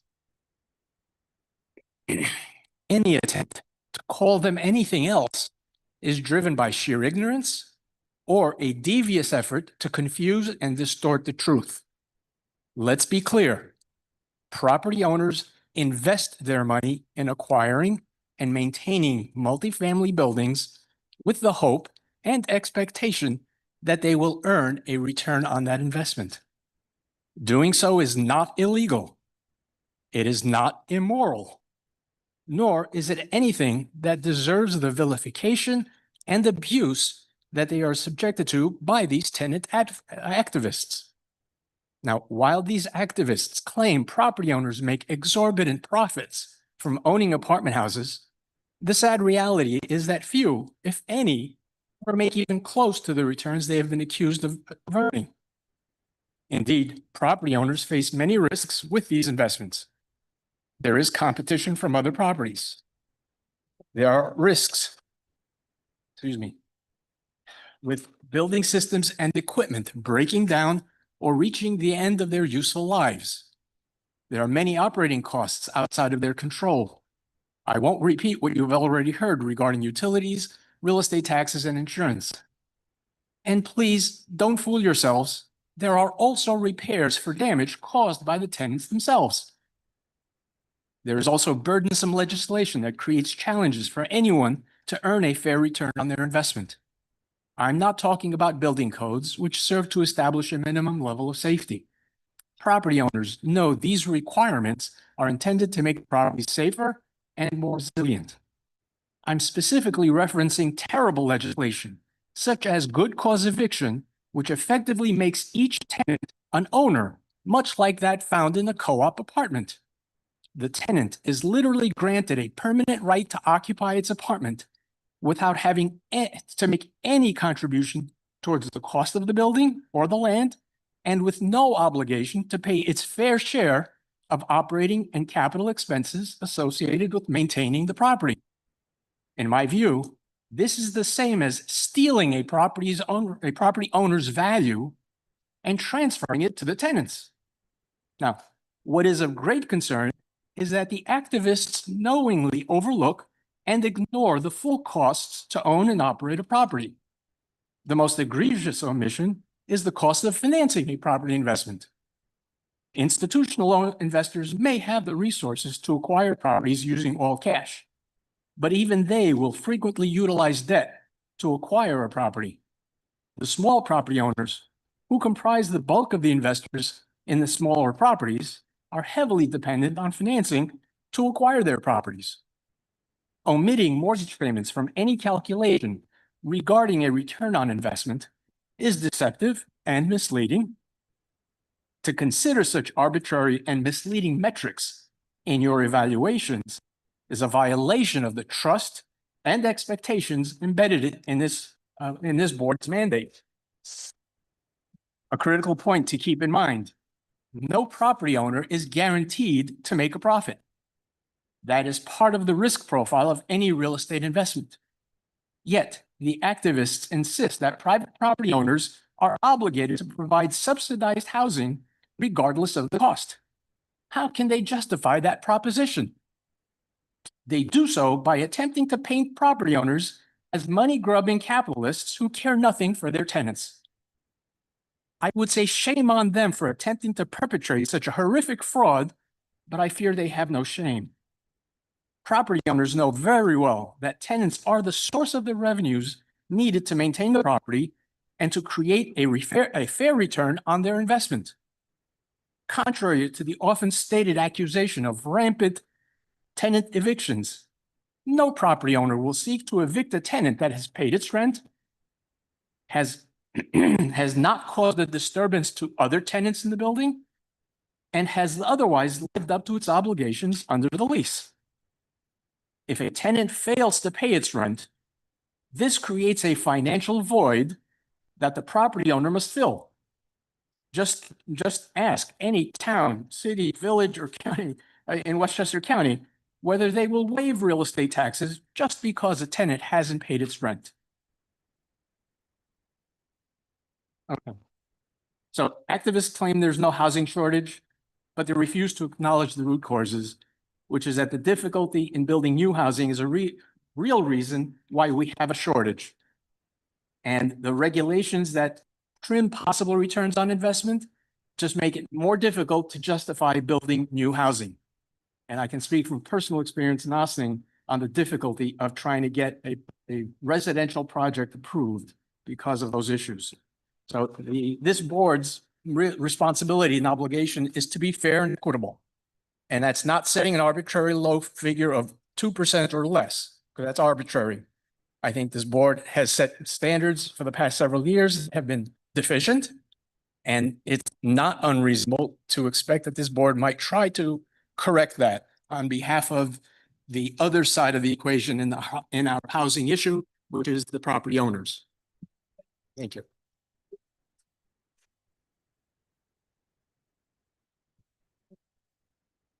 I do.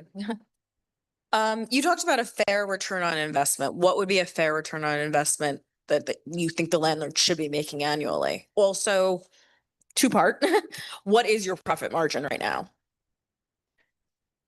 Per average profit margin? Well, that would depend. Sensibly, I don't have any ETPA properties that I'm responsible for, so I cannot speak to the direct ownership issues. Typically, a reasonable return on investment is anywhere between 6 and 9%. And again, real estate is competing with other investment categories. You've heard others speak to the fact that, you know, they should just, if they can get their money out of their real estate, they would put it into treasuries and make more money without any of the headaches and risks that they face in owning a piece of real estate. And, you know, the recognition of the capital as a cost, the operating costs, and the time and effort that many of these small property owners put in to do repairs on their own because they cannot afford to hire a contractor, or maybe can't even get a contractor come in and do small projects. And it's not, you know, the boiler breaking down. It's, you know, the tenant in unit 3 whose sink is dripping, and you know, that's wasting water. Well, 9 out of 10 times, a small property owner is going to go up with a wrench and try and take care of it themselves.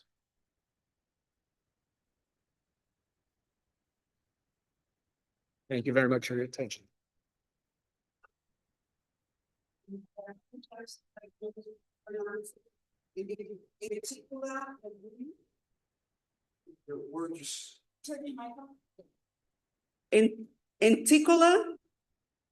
Enrico Laurino.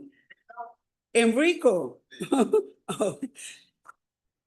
Okay, I have to write it down. Enrico Laurino.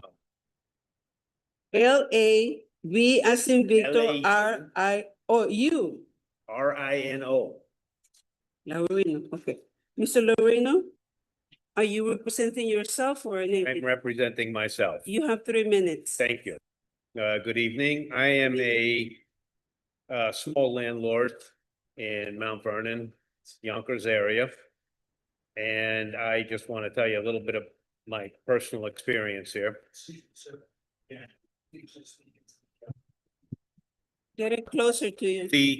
The increases of 1% and 2% that we have had to endure over the past several years are not the same standards that were applied or that have been applied to utilities, property tax, and insurance. Last year, Con Edison was 13%. Insurance was well into the double digits. And I just remembered a property beautification tax that was passed several years ago, Mount Vernon, $250 a unit for the sanitation department, $250 a unit. That wiped out the entire rent increase for the year. Just that. just that one increase, just that one tax passed by the city of Mount Vernon. Unfortunately, the insurance company and utilities get increases every year that cover all of their expenses and more. These minimal increases that we have had over the past several years have forced us to completely abandon any cosmetic property improvements. I'm in the buildings every day. I'm saying good morning to tenants every day. A lot of them know me by my first name. A lot of them have been there a long time. Then, Mr. Enrico, when are you going to polish the lobby floor? I can't do it. Mr. Enrico, when are you going to replace the dead shrubs outside? It's not in the budget. Mr. Enrico, when are you going to shampoo the carpeting? I can't. How about painting the hallways and the stairwells to cover the graffiti? Again, I can't do it. The properties I've been doing this for 30 years. The properties I once took pride in maintaining are now in a downward spiral. It's sad. It makes me sad. These properties have been my family's many, many years. Roofs get patched. No, they're not getting replaced. We used to have a bar that we said, if a tenant has a problem with an appliance that's 10 years old, just replace it. No, it's getting fixed now. It's getting repaired. There's also no room left for any security improvements, cameras and otherwise, for tenant safety. None of what I have said here so far takes into account our rent losses. Rent is not collected on every apartment every month. I just got keys. I got keys today for a guy that owes me $19,000. I'm not going to see a dime of that. I got possession June 1st on an apartment that they have not paid rent on since 2024. June 1st, 2024. That's 1 year of no rent, and I still have to hold their stuff for 30 days. Okay, that's 13 months, not to mention the legal fees. Losses like this, coupled with the minimal increases, are causing these properties to fall in a state of disrepair. Tenants may be happy in the short term, but they too will suffer as these properties become less safe and less desirable to live in. We need 8 to 10% at least to make up for the past 4 to 6 years of 0 and 1% increases. It's not fair that the state has their foot on our neck, burdening the small landlord to provide inexpensive housing. Thank you. Yes. Thank you for your testimony. How many buildings do you own? We own 14 buildings. How many units? I believe it's around 450. It's a big business. Takes a lot, I'm sure. Question, do you have any debt on those properties? We have mortgages on a few of the properties. Okay. That's not my department. That's not your department, okay. You wouldn't happen to know if that debt is resetting and there's going to be an interest rate bump at any given time? I don't know that. Okay. I don't know that. Okay. Sorry. You mentioned that a lot of the things are not getting done. I would imagine that you don't have space in the NOI of those buildings to be able to facilitate necessary maintenance or repairs. Well, that money's coming, I'm sure, from somewhere. I need roofs almost everywhere. And we were starting to plan that years ago, but we can't. It's getting kicked down the road and kicked down the road again and again and again. I've gotten very good at spreading tar. Got it. And patching and teaching my guys how to patch. It's been tough, especially in a couple of years with 0%, 0%. My guys worked every day during COVID. Every day. They were there mopping, taking the garbage out. They went for 2 years without salary increases. We had 0%, I think it was 2 years in a row. I don't remember the numbers offhand now. But it's it's tight. It's very, very tight. And we need 8-10% to make up for the past years. Thank you. Yes, so you mentioned that this board has been responsible for giving several years of 0%. I just want to clarify that we only gave 0% for during COVID 2020. And every year thereafter, there has been an increase, never to the satisfaction of landlords, of course, but it hasn't been 0, 0, 0, or even 1. I thought it was 2 consecutive years at 0. No, No, then it was 2-year leases available at 0. that's correct. That's Yes, 2 yes, years at yes. 0. For in my those, book. for those students, sorry, I'm a teacher. For those, for those tenants who have a 2-year lease, that was so in 2020. However, for every year thereafter, we have improved, we have approved increases that are above 0 and above 1 and above 2. Just wanted to clarify. Okay. You have multiple buildings. What's the average rent in your buildings right now? They were talking about $2,000 for 1 bedroom. I wish. Not even near that. Okay. Not even near that. I don't know, but I could get you those numbers. I'm gonna say $1,200, $1,300 for 1 bedroom. Okay. Okay, 1% gives me $13. Mount Vernon passed a $22 a month garbage tax on us. So $13 don't help much. One tax. Not to mention any of the other increases. Do you have any, are you carrying any vacant units? Yeah, I do have vacants, and there's apartments like the other guy that was here that I'm keeping vacant. I just got a studio apartment back at $500 a month. Needs a kitchen and a bathroom. Not gonna happen. It's gonna stay empty. I And just how many can't are there? afford to put $20,000 or $25,000 into an apartment and not get a rent increase. My fixed expenses on the apartment are $500 a month. I'm not putting 25,000 into it and getting $550 a month.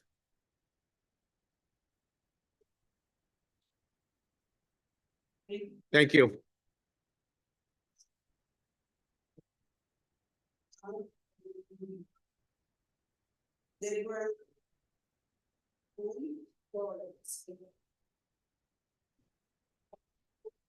Goings, Deborah Goings. Yes, myself. Thank you. Good evening, everyone, and thank you for having me. I represent seniors, I believe, because I'm a senior. And I'm surprised this room isn't filled with people like me. I'm currently paying 45% of my income for rent. And come October, my lease is up, and I'm afraid that it's going to be increased and I can't afford it. For years, I've heard I'm on a fixed income. Now I know what that means. And just recently, I found myself choosing between picking up a prescription versus going to the supermarket and buying a chicken. It is very difficult. Now, what I've heard here this afternoon from tenant, from landlord, we all need each other. So I'm asking that you all have compassion on the senior. Not only senior, it could be the single mom. We are living in buildings that are providing basic housing, that's it. Like the young lady said, we don't have luxury apartments. There are no pools, there are no spas. It's just basic living. So I oppose 10 to 15%. What are they given for 10 to 15%? When we get an increase for Social Security or cost of living, it's eaten up by something else. So I don't know why they're asking for that much. I mean, I kind of understand, but we all have to compromise. And that's what I'm here to say.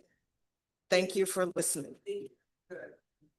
Are you opposed to any type of increase, or do you think there is a fair increase level that you'd be? Currently, based on my finances, I oppose any increase. However, I am willing to be in the middle somewhere to reach a compromise. Because I'm not here to say the landlord shouldn't get anything, because I sympathize. At one time, I was a landlord, but for a private house, and I had a basement, so I understand, but not 10%. Anybody else? What do you think is a fair increase? I'm sorry? Sorry. What do you think would be a fair increase? You said you're opposed to 10%, but what do you think a fair increase would be? Somewhat between 2 to 3%. Because cost of living increases are basically 2 to 3%. Anybody else? Yes, Ms. Stewart. I thank you for coming out and speaking on behalf of seniors. I know that we have quite a few here in Mount Vernon, and I know that it can be challenging for people to come out and tell people that they're struggling and that they're having a hard time, because people have worked their whole life and they're ashamed of the fact that they're having a hard time and they're trying to decide between buying medication and bringing home a chicken. So I want to thank you for your bravery in coming out and speaking on behalf of your fellow seniors. I too speak to some seniors as well. And I hope that maybe you can go back to them and encourage them to come next time. I will. Because this board needs to hear from more people like you and like them so that they really get how dire it is for you and your colleagues. So thank you very much for coming out and saying something this evening. Thank you. Thank you. Thank you for your testimony. I will now call Jean DiResta.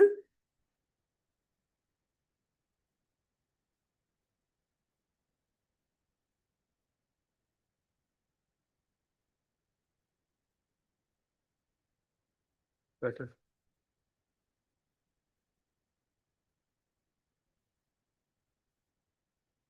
Mr. DiResta, you have 5 minutes. You have 5 minutes.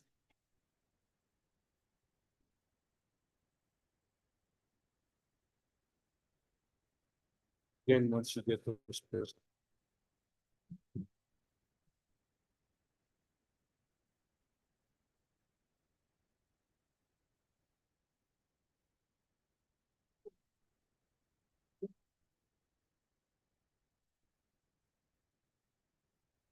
Jean DiResta, he's there.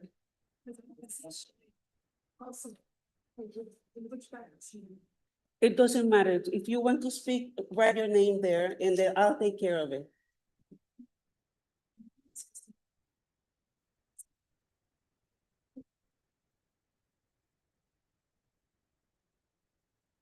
I'm sorry, Mr. DiResta. Please continue.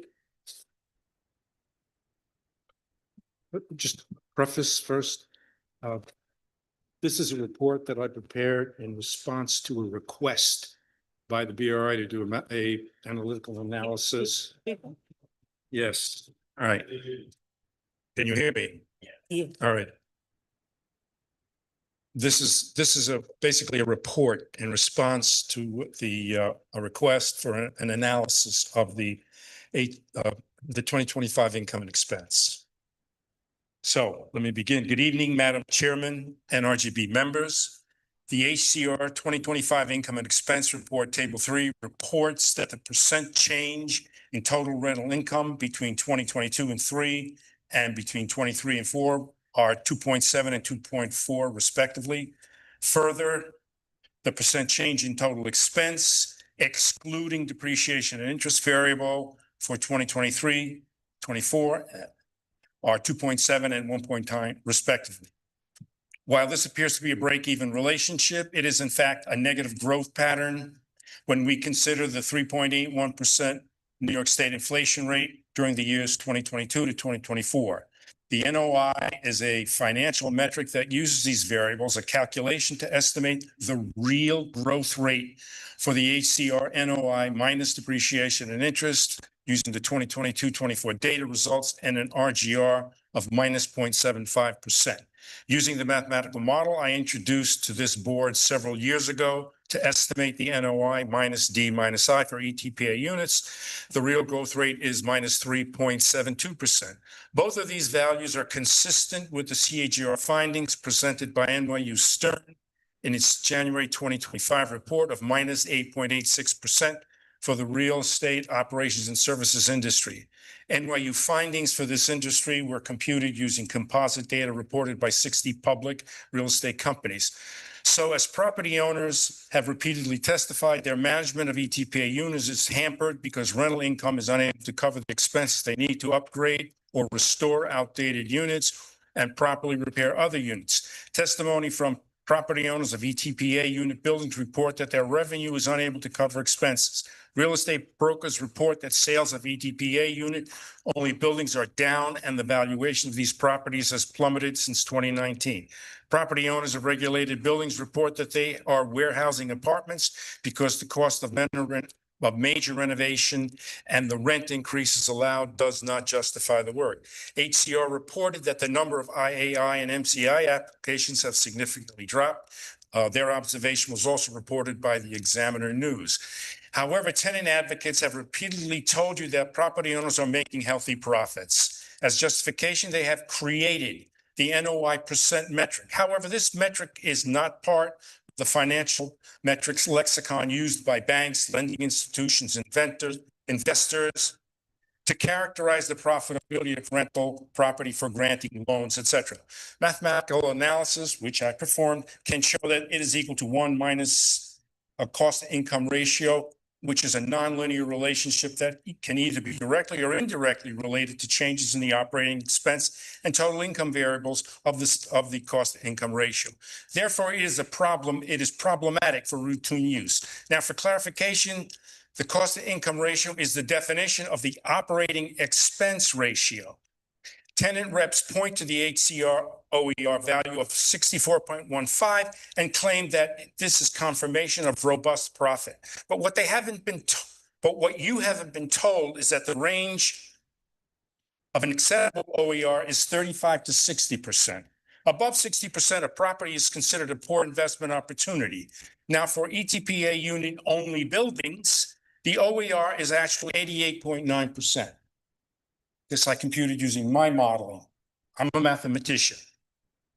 Why? Because these buildings do not typically have additional income streams or non-ETPA units to compensate for the low rental income the ETPA unit only buildings generate.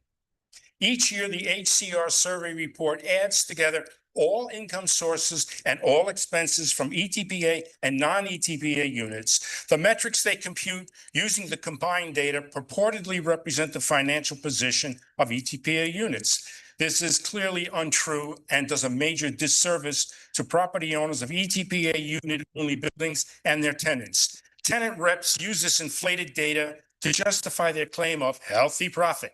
In turn, the RGB feel justified in issuing lower percent rent increases that are needed to help property owners maintain these buildings and recoup a return on their investment commensurate with their financial risk.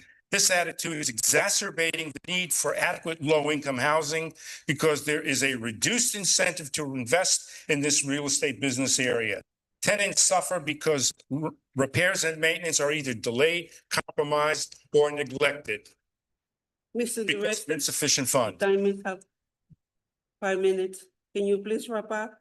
And maybe All right. someone can ask you a Let's question. go. You can read the rest. The point is, let's just go to the chart. All right, the chart.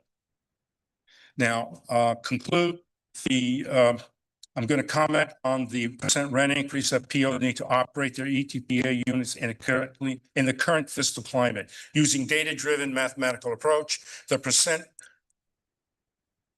RI range is 3.42 to 5, depending on the metrics used to perform the analysis. The chart is there using I used relationships that are part of standard economic analysis. I derived the algorithms used to generate the values. Thank you. Any questions? Yeah. Mr. Finger?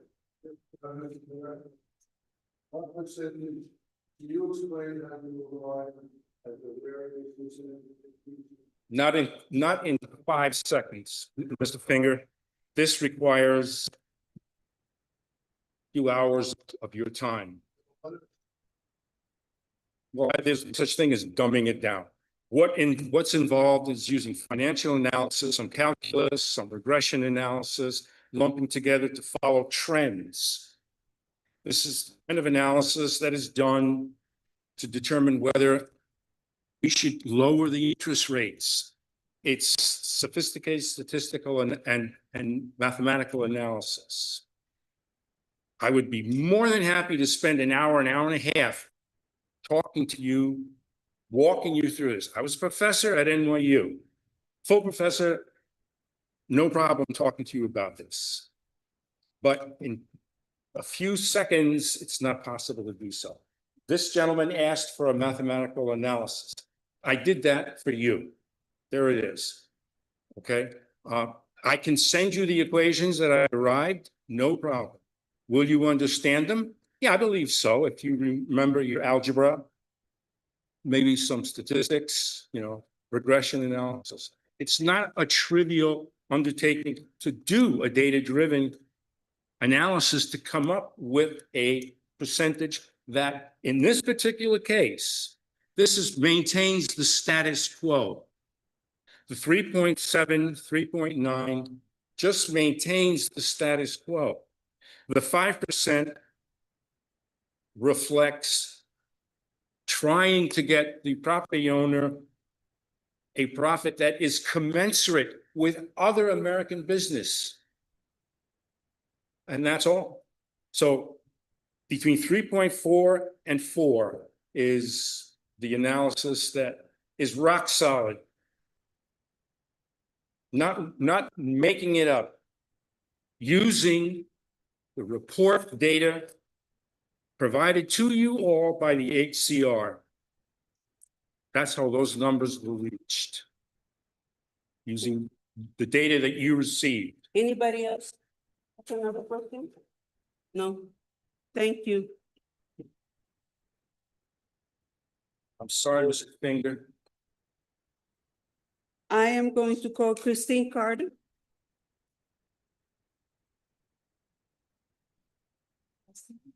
Carter.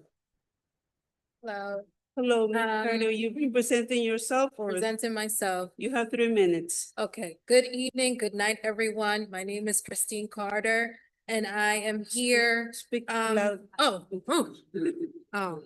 This is why, Christine Carter. I'm here to speak in opposition of tremendous rent increases. I am a 35-year-old clinical data manager that works in pharmaceuticals. This past week, my company alone had a 10% reduction in force. Now, let me paint the picture to you. I do not have a mathematical analysis. I am simply a mother who's trying to live and survive with my 2-year-old daughter. I know that a lot of you are here, asking questions in terms of, just seeing where we can meet in the middle. Let me tell you a little bit of my reality. I live in a rent-stabilized home, and I can't afford to pay my rent in just one shot. I have to break my rent up in 3.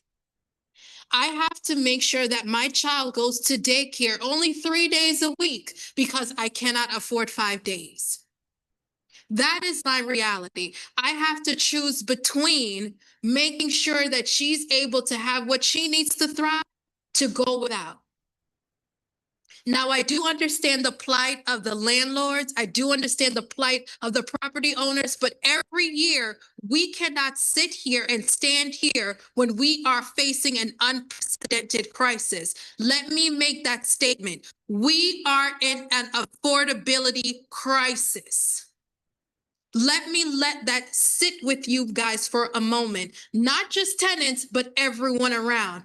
Each one of you have an app, CNN, ABC News, where you guys see what legislation is coming through that will impact not just myself, seniors, my mother, my parents.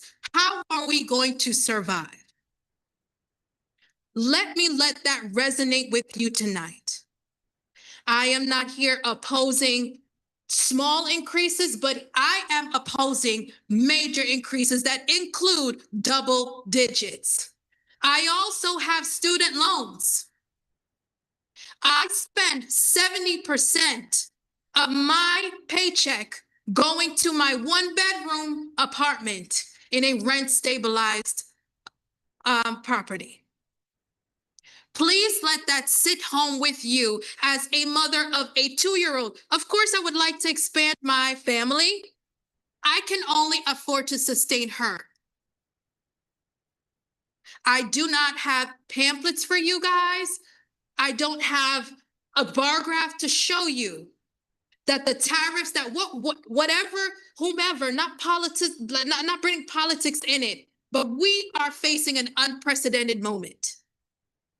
Please, I implore you guys to make a decision that is both fair for tenants and landlords, because I do feel that not all of the stresses that property owners face should be bared on the backs of us. Please, I implore you. Thank you. Thank you. Excuse me. Oh, in case anybody has a question. Oh, you guys have questions? I'm sorry, I may be in a rush because again, this is another testimony. I have to pick up my daughter and my daughter's with my parents. So this goes to show you that some of my peers wanted to be here, but they have to work 3 jobs just to pay for that 1 bedroom. Please, I implore you. Thank you. Thank you. Thank you for your testimony. I am going to call Marlene Lipset.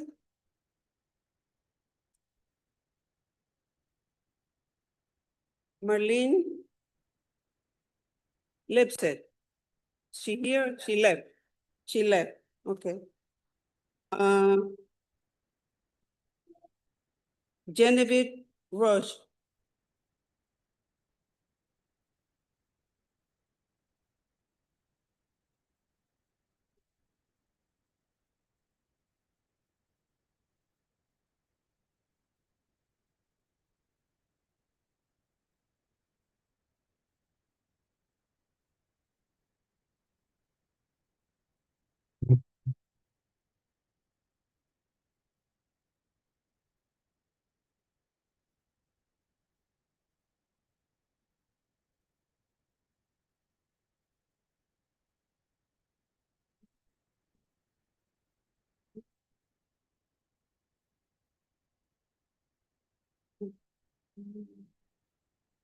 Yes, Ms. Roche, you have 5 minutes. Can you hear me? Is this? Yes, you have to You have put to it like, close to yeah. Okay, well, I need 2 hands, so. Okay. Good evening, members of the board. My name is Genevieve Roche, and I am the acting executive director of Mount Vernon United Tenants. With respect to the household burden and the disparate impact any rent increase will have in the 3 lower Westchester municipalities that contain 81% of rent stabilized units, nearly 1 in 4 of those households earn less than $35,000 per year, and 1 in 3 earn less than $50,000. That's compared to a county-wide rate of 16% in a county where the median family income is more than $157,000 and the average family income surpasses $220,000. 54% of rent households in Mount Vernon, Yonkers, and New Rochelle are cost burdened, paying more than 30% of their incomes on rent. That's nearly 1 in 4 households with income insufficient to afford a rent higher than $875 a month. Yet the average ETPA rent is $1,640, the average 2-year vacancy renewal is $1,771, and the average 1-year vacancy renewal is $1,915, all of which would require annual incomes between $66,000 and $76,000. ETPA rents have now surpassed affordability for the lower third of households in these three cities who earn less than $50,000 per year. And it translates to severe cost burdens of between 56% and 66% of incomes being spent on rent for those 1 in 4 households earning less than $35,000. On the other hand, per owner surveys, owner cash flow in absolute dollars was up 3.3% over the prior year. Consistent, DHCR staff noted, with recent rent guideline increases. Owner 2024 net income after expenses came in at a very robust 35.8%, with, I might add, a 5-year post-HSTPA average of 36.66%. Regarding the ad nauseum litany of testimony about which expenses are up and which are down, please remember that individual line item variations from year to year are irrelevant. But if we are going to look at expenses, it's interesting to note that no landlord testimony was elicited that mentioned oil prices declined 18% from 24 to 25 and are projected to decline another 10% from 25 to 26. However, all that is relevant. The only thing that is relevant is what operating profit remains after total operating expenses are deducted from total income. Despite all their complaining about expenses, not one owner testified they made little or no profit. And if that's true, then I guess they didn't fill out surveys. As handout 4 makes abundantly clear, owners reap the kind of money one would expect to make when regulated housing is treated as a financial asset, like stocks and bonds, rather than as shelter. They netted approximately 36% on the 1 in 5 units that are rent stabilized, and presumably a good deal more on the 4 in 5 units that are unregulated. I spoke earlier this week about why owners' incorrect and calculated insistence on treating their financing cost, their mortgage interest, as an operating expense is not something that should be factored into what cost burden regulated tenants should pay for. Here's why. First, interest is not an operating expense, it's a capital investment expense. The cost to operate a building is very different than the capital expense to finance and own a building. Second, whether and to what extent an owner finances a building is unique to it. We were told that only about 57% of buildings responding to surveys even had mortgages, but we have no way of knowing how many of those buildings also contain market rent units. Moreover, do owners actually expect tenants where owners have no mortgage to pay additional rent to finance other owners' buildings? Third, financing costs vary from owner to owner in terms of amount, rate of financing, length of terms, payment terms, and credit worthiness and reason for borrowing. This is emphatically not an appropriate item for renters to bear, unless, of course, owners intend to share with them the appreciated value of their asset. And fourth, this is the only rent board that includes interest above the line as an operating expense. None of the other boards treat debt service as part of O&M. I've discussed the history of how that came to be in last year's testimony, which I've attached as a handout for the new public members so they understand what happened. Finally, a comment about the formula owners are proposing for a rent increase this year. A pretty shrewd attempt at triple dipping. They seem to be seeking a rate sufficient to cover increased expenses of 1.8% last year, even though those increased expenses were more than offset by 3.3% in increased income. 2, they want to add to that a redundant amount to cover inflation, no doubt already a factor included in the increased expenses amount. And again, more than offset by increased operating net income. Unless, of course, are they suggesting that the board should increase rates now for whatever projected inflation might or might not happen in the future? Unclear. And 3, as icing on the cake, they ask you to throw in a little more for allegedly too low prior guidance because owners' 36% average profit over the past 5 years just wasn't enough. Bonkers.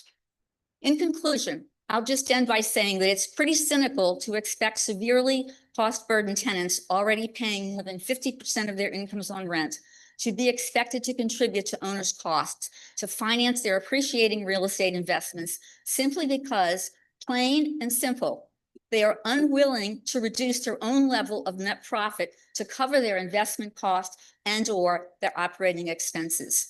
And it is pure fear-mongering of the worst kind to try to convince this board that tenants and buildings will suffer because owners will warehouse apartments and/or refuse to make necessary repairs unless the board succumbs to their requests. It's up to you. You've done it before, but not often enough to rein this in. Thank you. Thank you. Any questions for Ms. Ross? No? Okay. Thank you, Ms. Ross. Thank you. And I just would ask to please look at the handouts that go with the testimony. What? Yes? Seeing as there were a couple of owners who got up and had some rather disparaging things to say about some of the information that you have provided to us, I just wanted to offer you the opportunity if there was anything you wanted to say in response to some of what was said about your testimony. Well, I think the only thing I would add really to both pieces of my testimony is that rent-regulated apartments are not like another business. So they're not, and they're not a financial investment. And if the owners who don't like whatever profit they're making by having a rent-regulated building, there are many, many options. There are many situations where tenants can buy their apartments, where there's community ownership, HDFC co-ops, TCOP policies, social housing development. Nobody is twisting their arm to keep a building that they aren't happy making, like they say, they'd rather go make 4 or 5%. Go do it. Or make 4 or 5% doing this. But this is regulated housing. This is not market housing. And a lot of these buildings are combined market and regulated. So, and the whole idea, so that's the one thing. And the other thing is that the entire idea that their capital cost should be put on the backs of tenants who are paying more than 50% of their income for rent. Like I said, bonkers. Anybody Okay. else? Anything else? No. Thank you. Thank you very much. Thank you. And the last person. Sorry. One, thank you for your testimony. We appreciate it. And we do appreciate you putting, like the others, a human face on the other side of the argument. Thank you very much for your testimony. We really appreciate it, and you representing the tenants and putting a human face on the other side of the argument. I've heard people say that we should have double-digit increases. Some say we should have lower increases. I just wanted to ask you, because maybe I missed it and I didn't hear it. Do you think there should be any increases? And if so, what do you think is a fair increase? I don't think there need to be any increases, just based on the owner surveys. And like I said, I don't understand. Are the people testifying either not people who have rent regulated apartments or who didn't send in surveys? I don't know. I'm accepting the numbers that we were given based on the owner submitted surveys. So, by my lights, and maybe I'm not the right one to ask, I think rents ought to be rolled back, but I doubt this board is going to go there. So, if for owners they're making the 36% operating profit, and that's what ETPA is intended to do. That's what the law says. They need to get enough rent to meet their operating expenses and a reasonable profit. And it's regulated housing. It's not like stocks and bonds. That's not the kind of, return you should get, other than the fact that your real estate will appreciate. And that's a whole separate conversation. So I hope that satisfies you. Anybody else before she leaves? Okay, nobody. I can go now. Thank you. Thank you. The last person I have, excuse me, the last person I have on my list is Deborah Hunt. Ms. Hunt, are you representing yourself? Yes. Or Yes. you have 3 minutes. Yes. Deborah Hunt. Good evening, members of the board. My name is Deborah Hunt. In 2015, I lived with a roommate. Then I decided to get my own unit in 2021. I retired from the state of New York after 2023 after 37 and a half years. I'm currently paying 42% of my fixed gross pension in rent. I'm not eligible for any subsidies due to my receiving a pension. I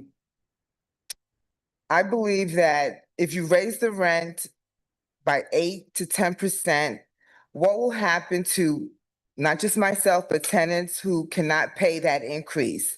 We will become part of the new unhoused. And then who will pay the rent for those vacant units that the landlords are leaving vacant? There will be no rent, no profit, no increase on their investment. So I'm asking the board to please set a sensible limit so that tenants can remain and afford to live in Westchester County. I believe the landlords are making money. If they were not, they would not be in this business. Please set the limits no more than 2 to 3 or less. Thank you. Thank you. 1 minute. Anybody has a question? No? Everybody? Have to look everywhere. Okay. Thank you. Thank you for your, and I want to thank every one of you who came tonight, took time out of your busy schedule to be here, to do your testimony, to let us know how we can make this decision, because this is important to us, to hear you, to hear all of you. Thank you for being here. And if that concludes the business of this session, do I have a motion to adjourn? Second? Second. This meeting is adjourned. Thank you.